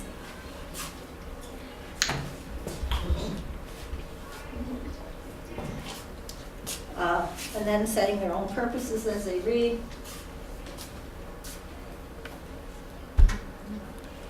In this class, we want you to do a lot with vocabulary. So you're going to look for words that the students need to know. Don't pre-teach words that they have the decoding skills to sound out. Sometimes when you look at the basal, it always gives the whole list of vocabularies for the story. And if you look at them, if those are words that the kids already know, don't waste their time. There'll be 2 or 3 workbook pages where they have to put the words in the blank and this and that. And if it's something that's part of their everyday world, you're just wasting their time and yours. Look for useful words that the students will see again. Let me show you this cute little activity. It's called Rivet. And I use it a lot for vocabulary and also for decoding. And the way it works is you take a book and you just go through and you pick 6, 7, 8 words and that you think are going to be important to the book.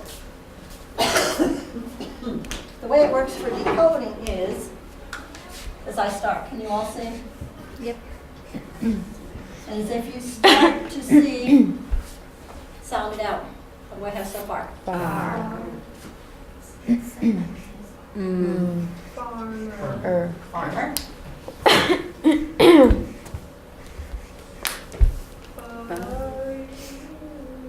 Bailey. Okay, Farmer Bailey. The second word,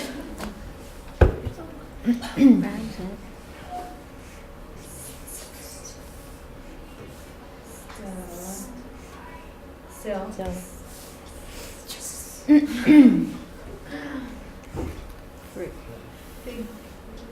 Figures. Figure. so we have Farmer Bailey, still figures.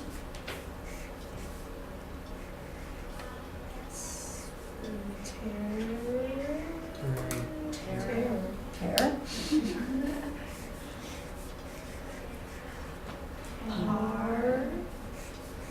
Parlor. Seat, sofa. Oh, somebody's getting good. Would you read this book before?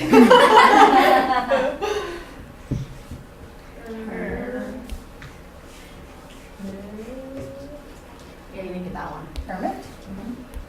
Okay.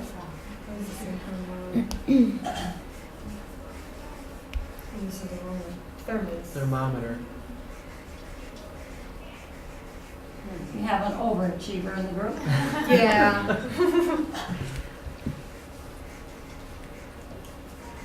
Shivers. Oh, Shivered. that's a T.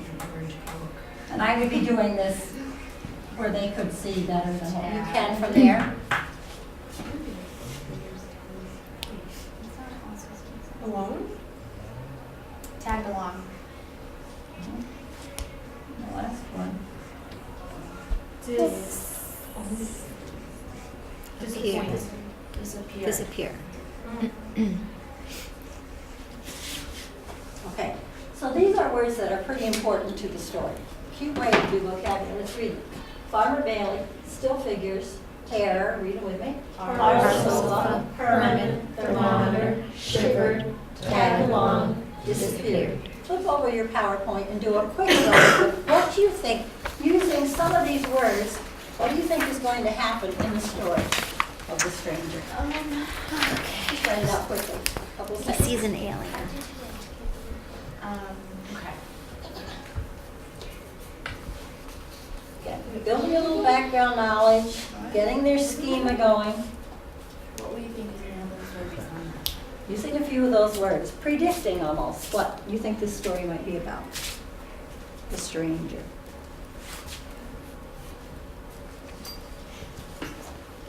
That's tough. There are no wrong answers. Might be.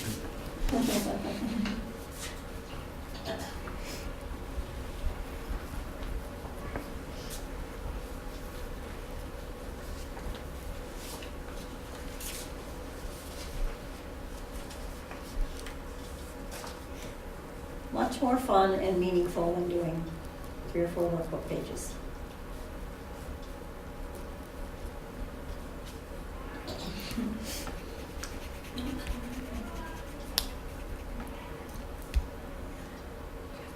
I'm going to ask for one response. What do you think the stranger might be about? Somebody want to venture? An alien. Okay. So you're thinking, what do you I think think? he's gonna be cold in his parlor.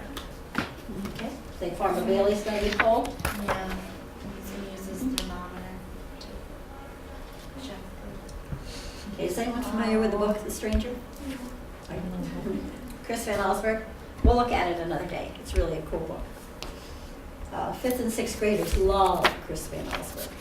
He's really out there. So if you're in a situation where you can do that. Okay, so again, just a little way to get the words that they need. That's called rivet. Okay, then the second step is reading. Type of reading depends on the amount of teacher support. So depending on what you're trying to do, independent reading, reading by themselves, buddy reading, guided reading, shared reading, and reading aloud. Again, the balanced approach, we need to have all of those things.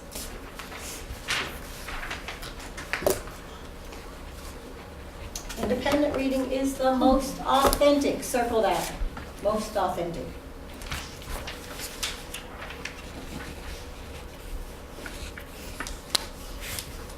Usually they set their own purposes. That's why it's so authentic. And I don't think it's on the next quiz, but it probably will be somewhere at 95 to 100%. That's independent reading. That's not the ZPD. ZPD is where they need a little bit of your help. That's like 90 to 94.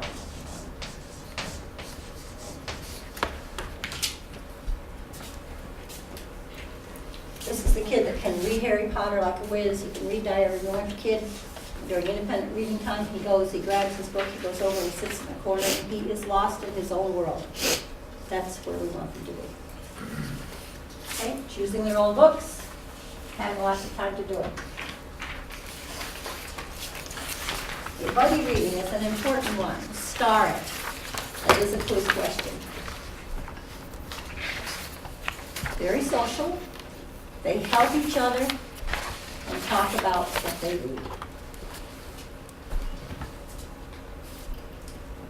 careful explanation to be effective. You don't want to pair your highest reader with your lowest reader. That's setting them up for failure, because then that highest reader thinks he has to babysit that child and drag him along. They need to be a little bit close to where they are. It's a good one for fluency for beginning readers, because they can read it again and again. I think you want the high one next to the low one, but like. No. You can put the high one, no, because that's ruining that high one's time. It's keeping him away from what he wants to do. You can take your high one and put him with a high one from the middle group, maybe, that they're closer in proximity. If you have a high in the middle and a low group, your low readers want to be with somebody at the bottom of that middle group, so they're closer to the same level. That's the best way.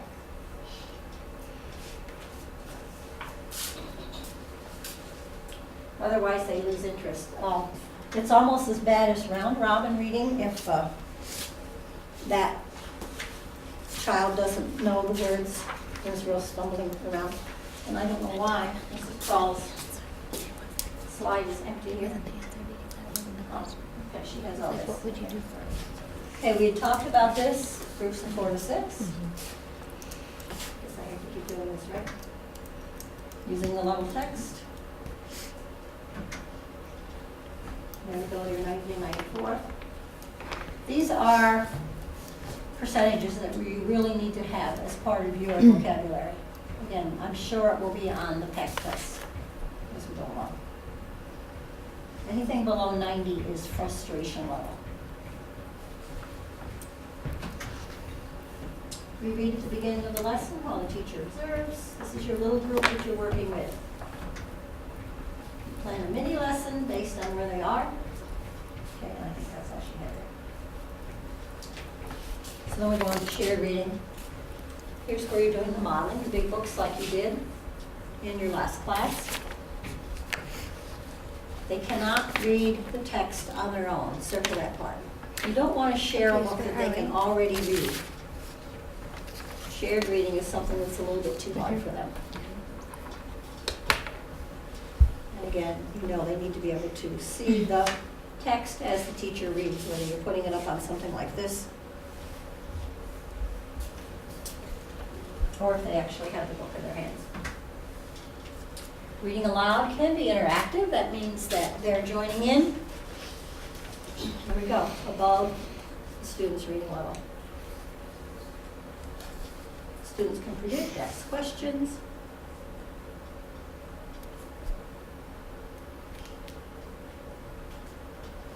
Identify the big ideas and make connections.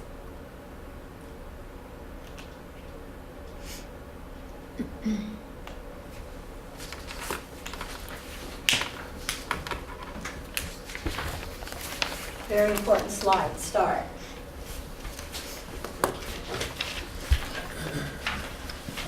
Definitely a quiz question.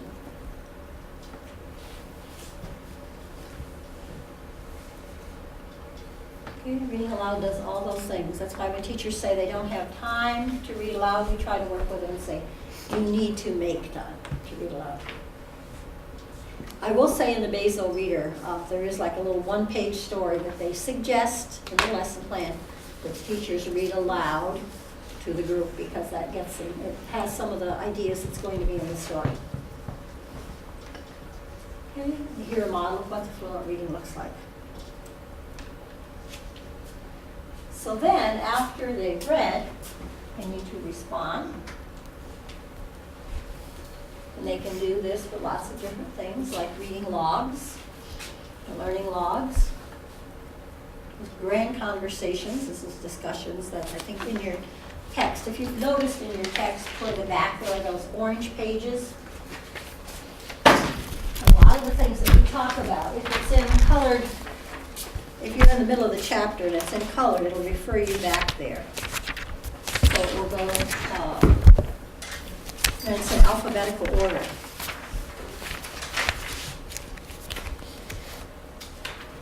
So like Grand Conversations is on page 436. It tells you exactly how to do it. So when you're getting ready to plan your lesson, that is a valuable resource for you in the back. It shows you lots of that. Okay? So again, those discussions can be with the whole group or in the small groups.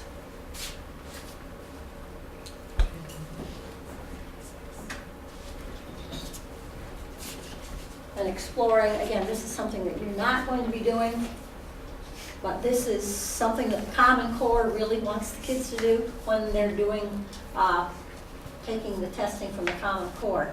A lot is going to be focused on this. So we will be looking at that a little bit later. Again, you will not have time in your lesson to do this. Exploring and then reapplying, and I gave you that. And readers theater is really, really fun. Strategies, the thinking that readers need to do. The difference between the strategies and skills. Everybody got it?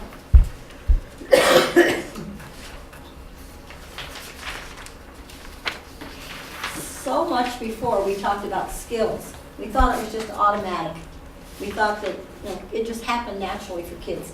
Now we know that it's not skills, it's the strategies that are important, and we actually have to teach that.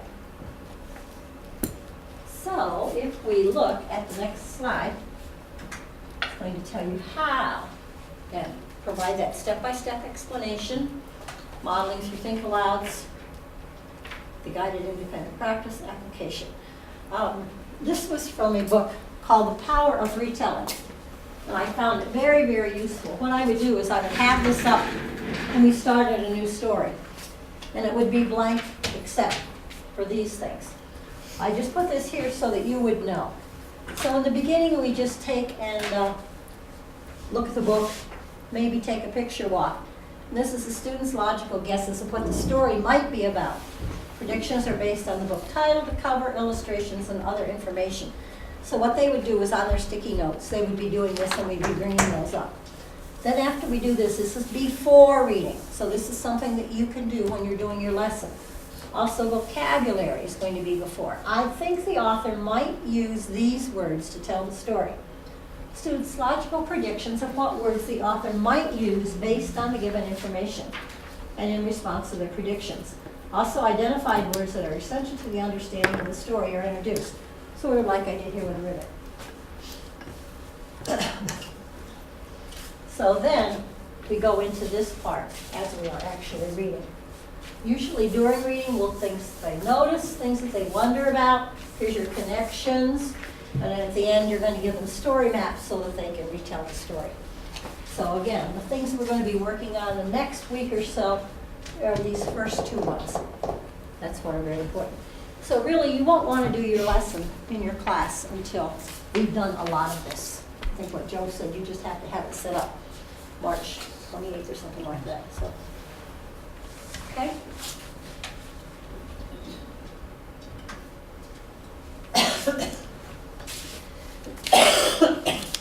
There are 4 steps to the writing process. You will need to know something about all 4.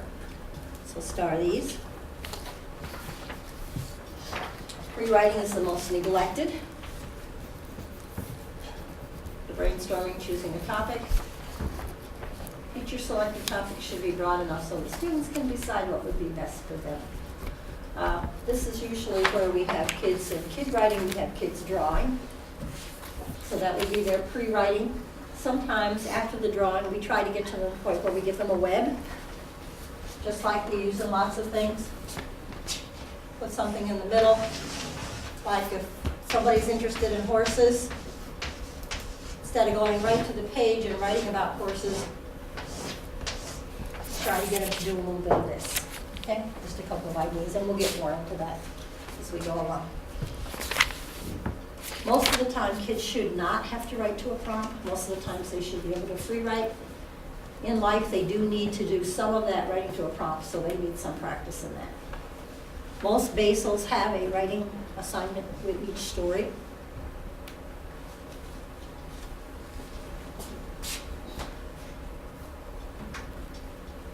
Second stage is drafting. Once they've done their brainstorming and they pretty much know what they're doing, now they're going to write with a little concern for spelling. Skip every other line so you can go back and have them to revise. Now, the sample that I gave you, this little boy was funny because, again, he's in a second grade classroom. He does not go through the writing process. This teacher always gives them a prompt, so he had a hard time even getting started.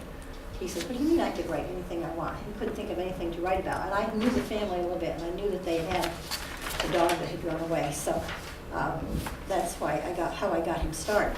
And now he writes and writes and writes. The second story that he wrote, when he came to me the second time, I said, do you want to write more about your dog? He says, no, I'm doing basketball. I want to write about basketball. And he had like 3 pages. But then I showed him how I wanted him to leave a line, only write on every other line, so we could do that fixing up part. One of the 3rd graders I was working with in my little group said, well, our teacher won't let us write every other line. We have to write on every line. So then I just said, well, when you're writing for him, you write on every line. When you're with me, you need to write on every other line. And once you start working with them and helping them fix it up, then they see the importance of that, writing on every other. There are all kinds of different writing papers out there that have that on them, so you can get it. Okay?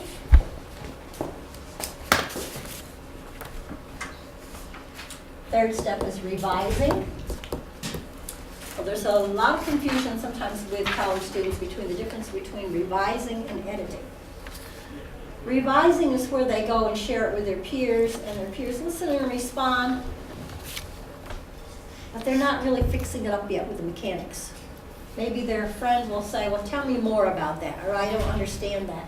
So in the revising part, they're just adding some more to it or taking something out of it. We're still not really going through and fixing up the capitals and all that. That's going to be at the next stage.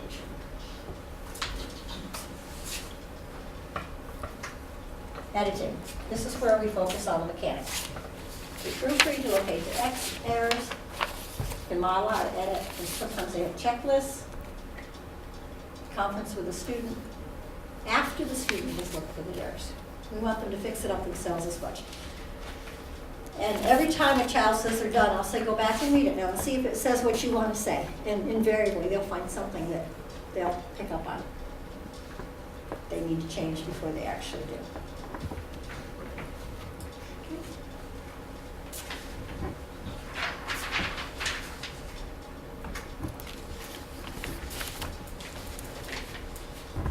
And the final stage is publishing, office chair, making books.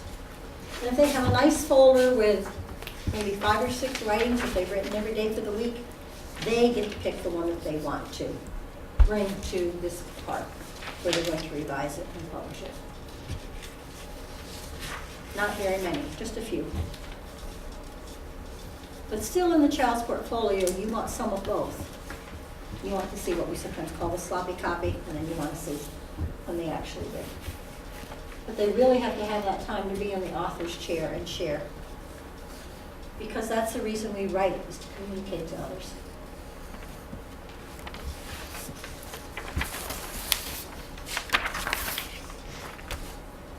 These are the things that we wanted to look for.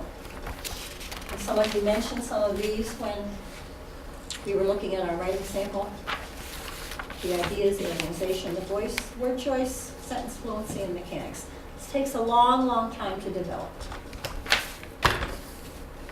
Showing the kids how to use adjectives and adverbs to make it more interesting. You'll notice that my little guy wasn't sure where sentences ended and where they began. Unless that's another thing that I was working on. Now, all you simply do is say, read it to me, and when your voice stops, that's where a period goes.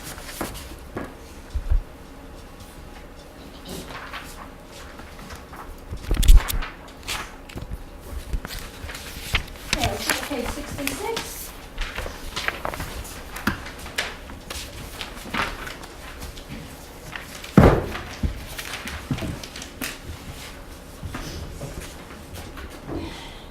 I would star that part on your PowerPoint to go back and review that so you're familiar with it. Just helps you see how the two processes go together.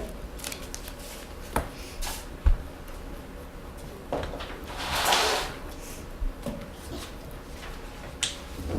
think we covered everything that was on the study guide. Come on up around this first board. Would come and gather around. I want to talk about 2 things I have on here.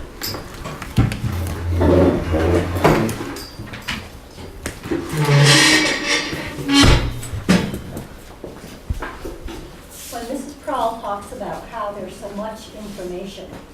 These are all word terms from the first chapter. And then those are all terms from chapter 2. So we don't expect you to have all of those. And as we're doing the quizzes in the midterms and that, you won't, but you should be a little bit familiar with some of them. This is called the Garfield. It's an assessment. Have any of you seen it before? And it's just an attitude. You can do it even with kindergarten, first graders. Like the first question, how do you feel when you read a book on a rainy day? And you have to talk a little bit about Garfield, and they can sometimes just point to it, and you can circle it. If they circle it, if they can, they circle themselves. How do you feel when you read a book in school during free time? How do you feel about reading for fun at home? How do you feel about getting a book for a present? Their attitudes are very, very important. This is just a very simple one. But somewhere along the line, you're going to want to do an attitude with your kids. Here's a sample running record, and we'll look at this more another time, but just those are called the ticks. That means they have the word right, and then when they make a mistake, you write what they wrote above it. Have you had much in an assessment? Have you done quite a bit with running records? Yes, no? You have some, right? The rest of you haven't done much? Okay, I'll bring something and we'll work on those, because this is what you need to do at the beginning of the year to see where your kids are. And then as you go along in your little guided reading groups, once you get good at it, you can just have them send everybody else back to their desk, and you can keep one child and have him read what you've read that day, have him read, and you can just sort of do it quickly. You should assess them a little bit every week, because somebody every other day, because especially first and second grade, they move up through those levels so fast as everything starts to come together. You don't want to keep them in that level book with everybody else the whole year. I've seen classroom teachers do that. The idea is the kids move up through the levels. This is just a buddy reading log, a sample, the name, the week of, the date, the book, and who their buddy was. Again, that would be in their portfolio. This is a weekly responsibility sheet. And so with fluency, they've been doing all these things. They could record and reflect, they could buddy read, word study. Again, for them to help keep track of what they're doing so that we're hitting all those parts of the balanced literacy. And this is a sample reading lesson plan. Again, you have fluency, the word study, comprehension, before, during, after. We're really going to be hitting those hard as we look at our lessons. Questions? A lot in there. Okay, this is some of the pre-reading things that you can do. Again, this is all before. Before reading, you want to activate prior knowledge, build background, teach vocabulary, preview and predict, model the strategy, teach the skill, and sense of purpose. Sometimes a riddle or a joke is good for that. Again, I have a book of riddles. I must have taken it out of my thing and then bring it in. But like, knock, knock, who's there? Alex. Alex who? Alex, some more soda pop, please. Anytime you can bring in something in riddles with it. Another one was, what has 18 legs, spots, and catches flies? A baseball team. So if I were going to do the book Teammates, I might use that as a little bit of a thing to get them going. I do have a packet for you of some of these pre-reading strategies so that as you're starting to plan your lesson, you can use some of those. The two over in the corner are ones that I had gotten off that Florida website where you see the frog is. All it is the background knowledge warm-up, and it has the alphabet in the boxes. And kids just put like any word with A, B, or C in that box that they know about frogs. Use the KWL. Who was asking me about that, Matt? You're asking me the KWL. Again, pre-reading what I know, and then what I want to know, and then as you are reading, you do the L, what you've learned. The anticipatory set is a good one too. And this time, and this is in our book, but this is just by using little cards. So if I had these cards in with this book, the New York Yankees asked Jackie Robinson to play for them. And the kids would have a sheet and they would either say yes or no. So you have them do all that before you're reading, and then on the right-hand column is after reading, and you see how those change. That's an anticipatory set, or anticipate the guys. So next I had to do text impression. So, again, this critical reading for fiction before reading Of course, we're going to preview it, think about what type of story it is. This is where they have to have that story set. For example, is this a mystery? Is it a folk tale? What would we expect a mystery to be like, or a folk tale, or a fable? And what do you know about this type of story? So that's for fiction. For nonfiction, here's certainly your purposes, what you already know. Here's your KWL. Do you have any feelings or attitudes about the topic? Think about the knowledge or beliefs that the author might have, and think about what you expect to write. So a lot of that, so much of that ahead of time. I like the little pre-reading journal. They write in the journals for 5 to 7 minutes on topics or sentence starters related to the story. Present a list of new words in the story. Students work together to group the words. So if you were doing Alexander, you could do that with the words that this was in the Bezo reader, and these were the words that they had picked out: college, dimes, downtown, fine, nickels, rich, and quarters. Would they be the words that I would pick out? Maybe not so much, but at least giving those cards, and the kids get together, and it's like a free sort. They sort them however they would go. Okay. Show one illustration. I like that one. Paragraph construction. Show one illustration on separate sheets of paper. Groups of students write words related to the illustration. Words are then arranged in a topic sentence. So this is for you with some ideas when you get ready. Keep this close at hand, because when we're starting to plan our lessons, about summer, we'll look back at that. And I'll keep looking for more pre-reading strategies, and you might find some as well.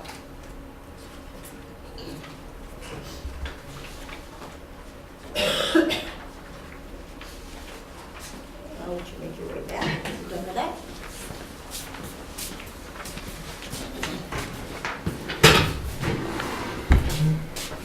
Take another 5 minutes to organize everything, and we'll look at our last chapter, assessment.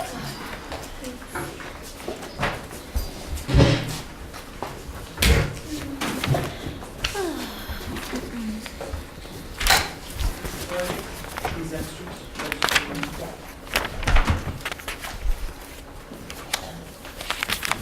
I feel like I hit a wall. I feel like I hit a wall.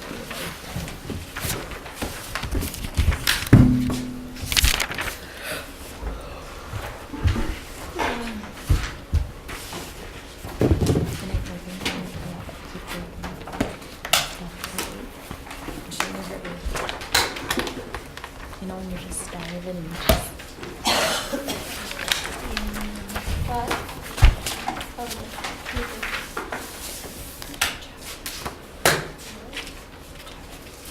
Everyone want more candy? I really don't want to take it home. Help yourselves.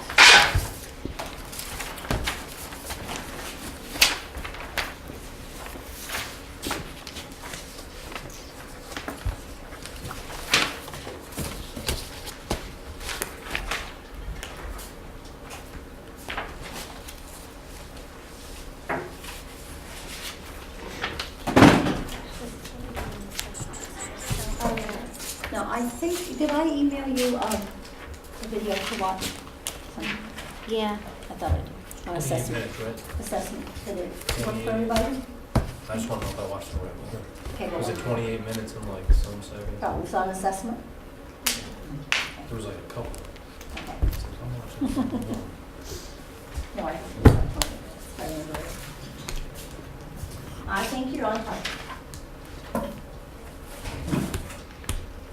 My girlfriend, this is like one of the hardest things I ever had to do. She got married and she tried forever to get pregnant, but then before she was and she was one of my best friends. So she ended up getting that in vitro, where they put the eggs in. So now she has a baby. she has Yeah, it. her baby's gonna be born in March. Well, she's having her first fever. She has like 102 fever right now, so she's like panicking. Oh, And I'm like, we're like Nico was a fever baby. Every time he was sick, every time something was going on. The he first would have session when we were fever. together, I ran out of time and I didn't give you this. Remember those little blue, I think they were blue, the little tiles that we cut out? This is called the tiles test. And it just tells you, so you have it for your file, of how to do it. You would give them a certain number of tiles. And the directions are right there, how you would do it, and the scoring sheet. Again, part of assessment. I'm so OCD the way I'm it more, is now. I'm more psycho when it comes to, like, I can judge. I've never been so judgmental of my Oh, life. Okay, you start from- Judging Is it really? I would have won. Good thing I asked. Yeah, we have 80 of them. Right? You still have that? That kills me. It kills me. Did you ever see the videos with this please?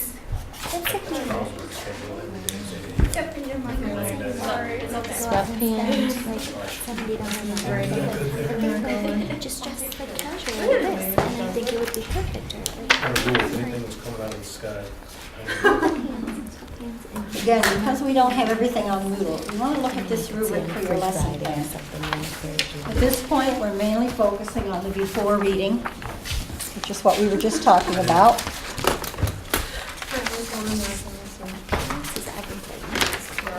So everyone wants to get 2 points. So make sure you circle that word scripted. See where I am down to lesson sequence before reading? Scripted. So you're actually going to write down what you're going to say. word for word. Multiple strategies. Again, you can do some of those things that I've given you. You can do a rivet. You can have something that you bring in, like my flowers, depending on your book. Engaging student background. Vocabulary is developed. We'll work more on vocabulary. We don't meet next week. The following week, we will work on fluency and vocabulary. We'll combine those 2 chapters. So you're going to circle the word vocabulary. Circle setting the purpose. Okay? Those all have to be part of it. Because no one wants to get a 0 or a 1. You all have the potential. I've seen your work. Except for Summer, but I trust her. Okay? And all this is independent. We're not allowed to work in groups. Your lesson that you're going to be in. Just this one. I think the way it's set up, it is independent lessons, yes. Yeah, but I'm talking about the other Yeah. 3 that are due. I'm Yeah, I sorry. think they're all sometimes I think independent. people are in my head, Yeah. and I just expect you're on the same wavelength as I am. Yeah. I meant the other lessons that And we have to again, do. we'll see how our time goes. We've missed a lot of time, so it may be that we do have to combine some things. Okay? So we'll cross that bridge when we get there. All right? The next thing I want to give you is your observation rubric. Again, put it side by side with you when you're doing your observation and vocabulary.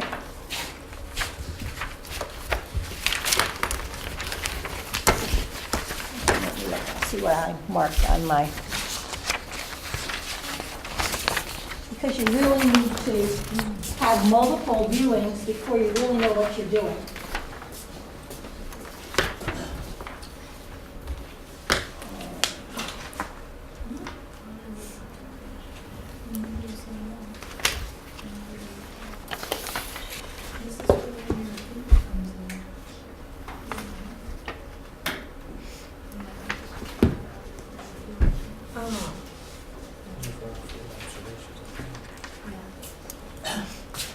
I think I buried my syllabus, but I will pull it out and I will tell you what I'm thinking about on dates for that. Okay? So we'll pass around chapter 3.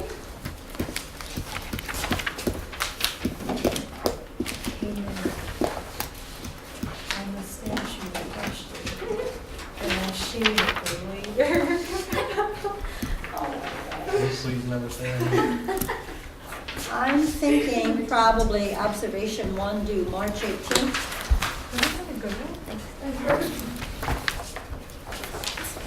What are you about to ask me like something serious? Shade. I sure I this. That gives you more time to get in there and really look. 2 is due the 25th, the next week. So you're going to be looking for both things.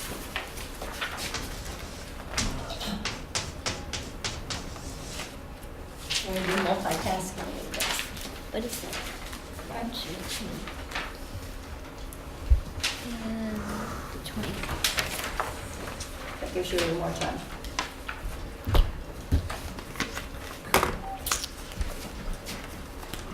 Everyone okay with that? I don't like to set all the rules, I like to have input from you as well. Yeah. Okay? So far, so good. Sharon, would you like the extra copies?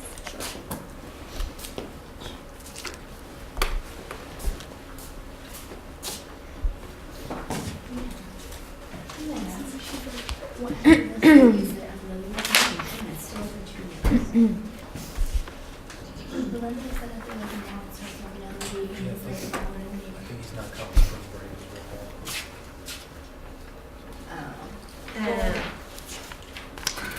Oh, yeah. Did you get it? Oh, you got the professional one That's already? what I Did you get that?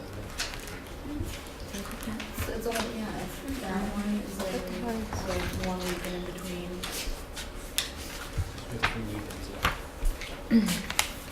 Oh, yeah. That's not till the third class. Okay. Maybe that's why. Really saturating your brains tonight. But if you look at chapter 3 on your study guide, there's not an awful lot. Just the 4 main types, what they are all about, and why we use them. So there's not as much in that.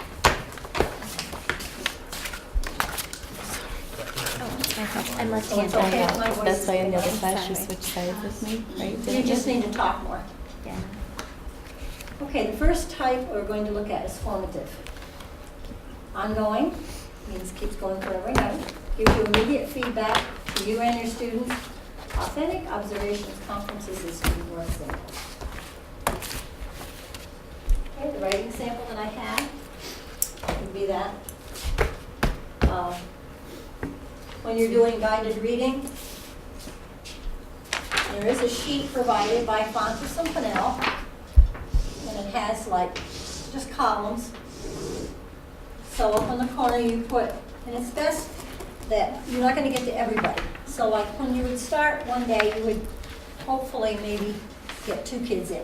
But you have a sheet like this with the students' names up here at the top.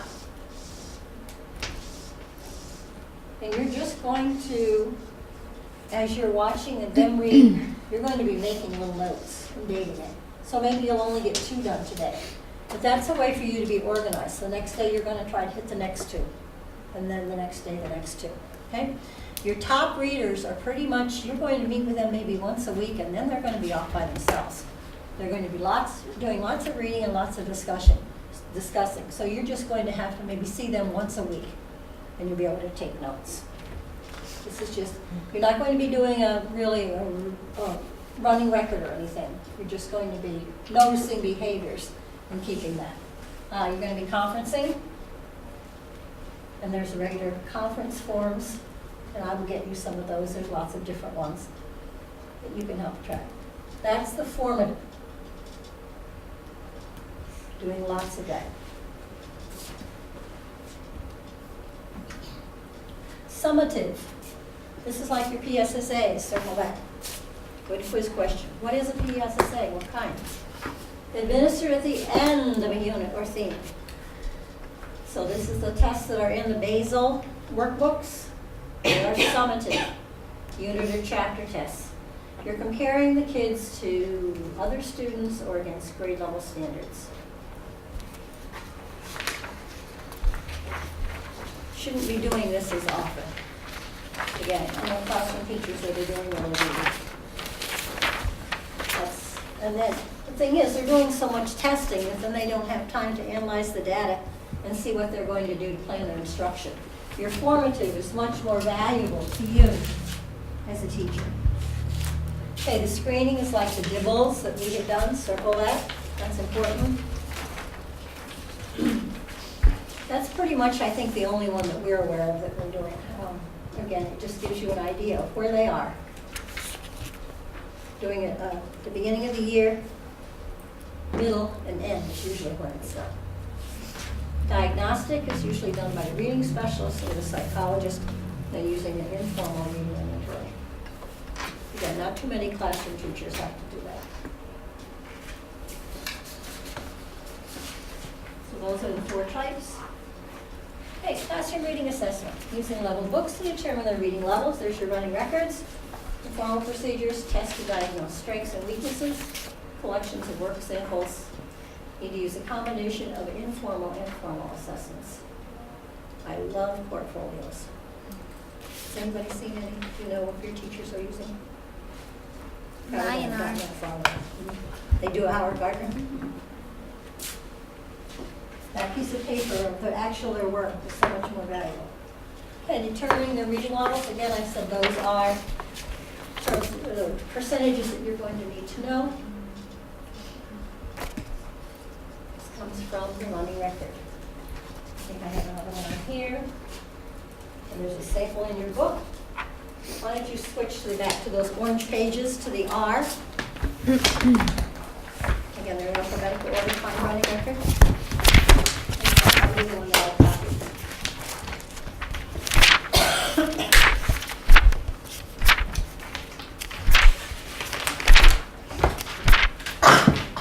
Um, 463. Okay.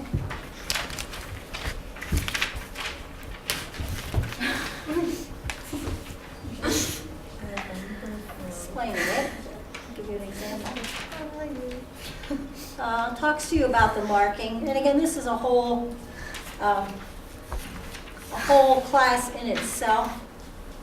Nothing that you would have to do right now for this, just so that you're aware that that's where we start.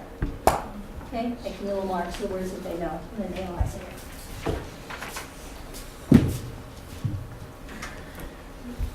Try readability, you select a 100-word passage, counting the number of sentences, the number of syllables, but it doesn't take into account background knowledge. So this is just another way to look at a passage and see how readable it is. Leveling books. When the gurus, Thomas and Pinnell, are leveling books, and they have it all done for you, there's all kinds of books that tell you their levels. They look at the genre and the format, the text structure, the ideas and themes, the language, so how long the sentence is, and the word length, and lots of times how many illustrations there are. So there's a whole lot that goes into leveling books. And then the Lexile framework. That's here. Developing assessments. And now in progress. Again, I said kid watching, the observations. You come up here for a minute. Again, moving so you don't fall asleep. Come on over.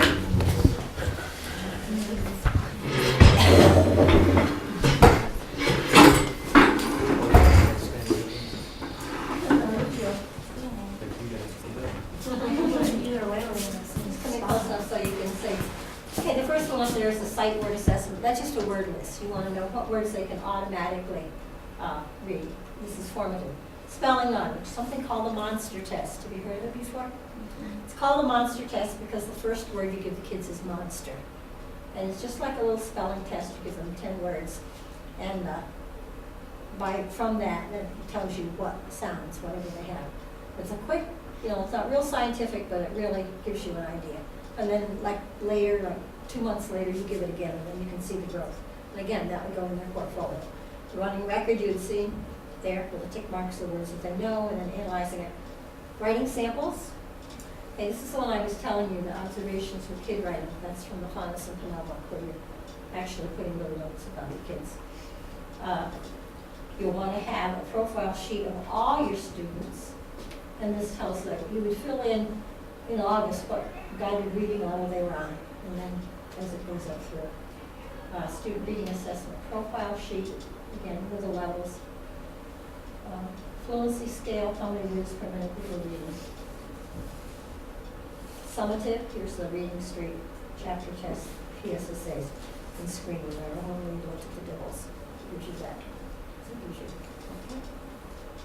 If we look at our screen, anecdotal notes, describing events, report, not evaluate. Again, that's what I'm doing in these little boxes. Brief conferencing with your kids, checklists, which are some of these things that you want to have. Rubrics, describe what students are expected to do. Very, very important to have your kids help you develop the rubrics if you can, because if they help develop them, then it's more meaningful. Also, if you have something that you think is an exemplary product, have that so that they can see too as they're helping you develop the rubric. What do you see about this is it is really, really good. So that's that. I'm going to be doing lots of little baby books. I just ordered a couple of new books because I didn't have too much out of the books. Okay?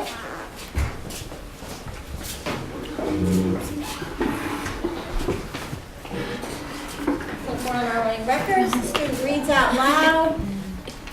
You're making the checks. You just count the number of words they had right, divided by the number of words in the passage.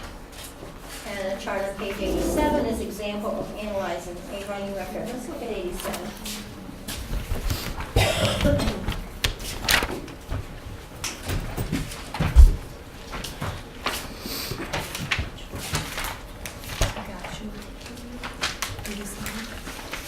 Again, this is a formative assessment.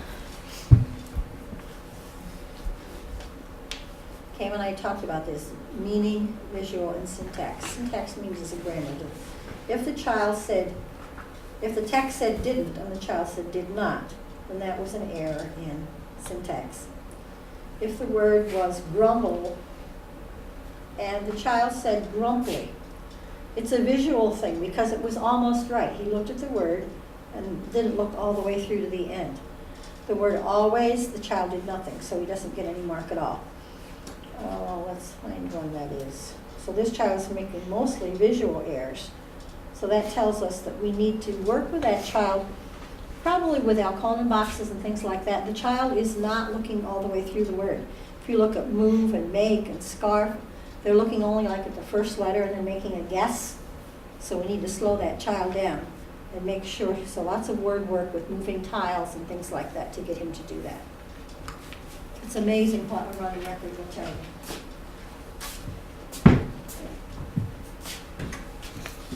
Again, this informal reading inventory, I'm not going to a lot because that's pretty much the reading specialist's job.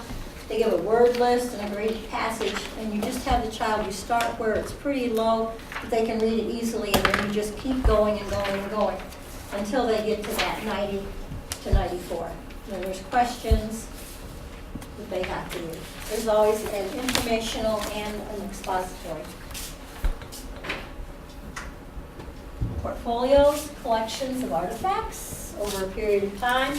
Let the kids select pieces within teacher guidelines. And again, we always want to look on what the kid can do. When you sit down with parents, you don't go right to what they can't do. You want to be positive and show what they can.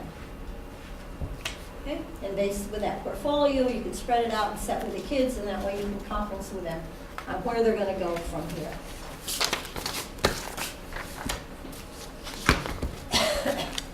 But we all love high-stakes testing.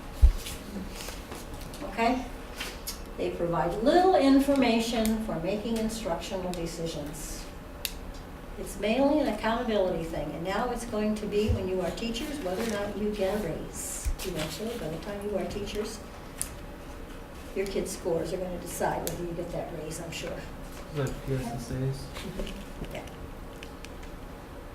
Used for making important instructional decisions. A lot of money behind high-stakes testing, besides on what schools are going to get what. But the way it is now, sometimes the lowest schools aren't getting the money, so how are they ever going to get better? Most of the multiple choice require multiple testing periods. And I don't think they're going to have it ready by 2014, but the Common Core testing is all going to be on the computer too. So kids aren't going to be doing the paper and pencil test at all.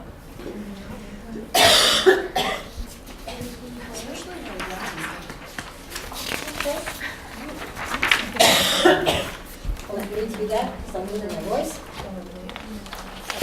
Stay testing students about pressure, not encourage. Compelled to improve students' skills, available instruction during loss, practice religion. Pretty much ruining the teaching profession in a lot of ways.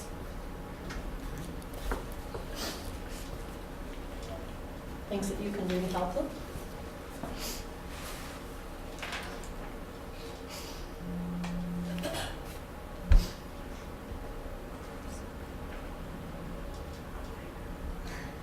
We usually make sure we give everybody breakfast during them.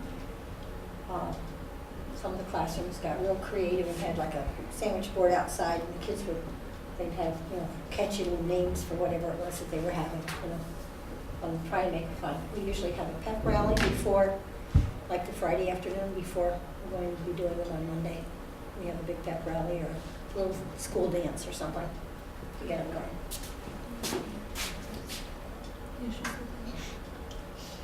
And again, some of that. This is a good one for some of you. Sticking with your first answer. Our struggling readers, it's amazing. You know they can't read the passage. Your heart goes out to them. But that's what they have to do. And, you know, they'll be done in 5 minutes. They're done. They've just gone down and they've marked everything. You know, so we do try to pull our struggling readers out in small groups. And there are some things that you can do and some things that the PSSA police won't let you do. You can pace them a little bit, you know, and then you give them the time to come back. Because they know they can't do it. And, you know, and as we're going into them, we give them all kinds of clues, you know, that sometimes reading the questions first helps them, or usually even a little illustration, getting them going with some background knowledge.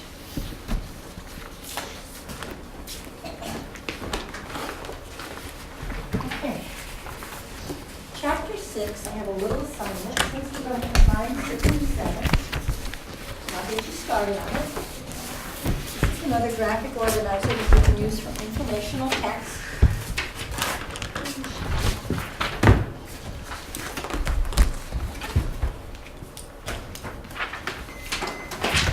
Called an FQR.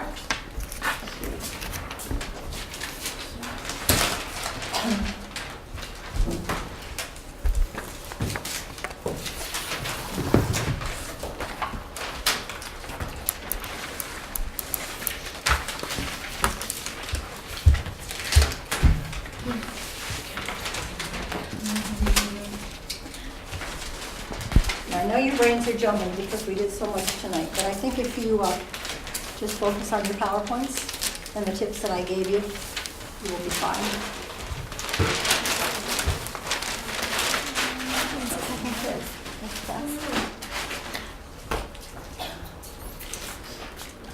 When will the second quiz be? It really should be the next time we meet. We meet in 2 Okay. weeks. Okay?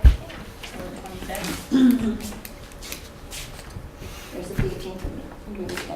25th. The 18th we don't have class. Spring break. February. Oh, I can't wait. Be in Vegas. I'll be coming home. It's crazy.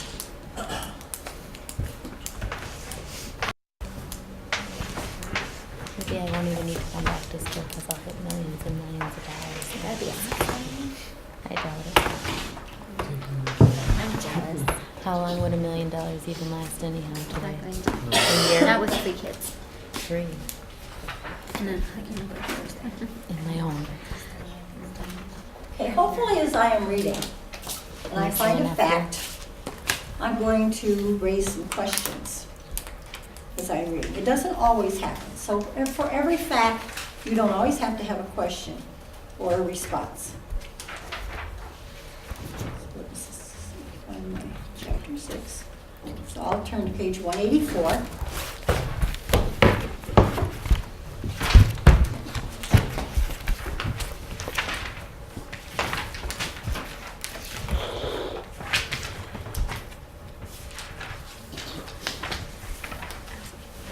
I'm going to pretend that I was reading along, and then on 185, when I'd come to that word learning logs, my brain stopped and said, I'm not sure what those are. Children make charts about hermit crabs, and they post them in the classroom and write about them in learning logs.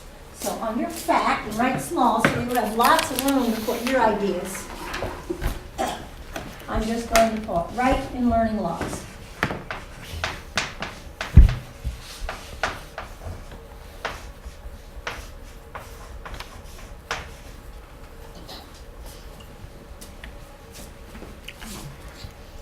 And a question that might come to my mind would be, where do they keep those? So maybe I'll just write where. Or another question might be, how often?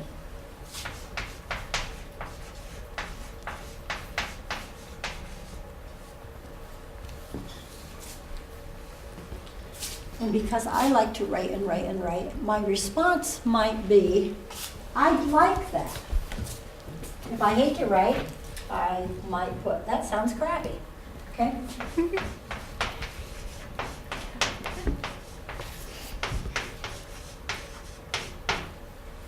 See how it works? Read along until you find a fact that's new to you, something you didn't know before.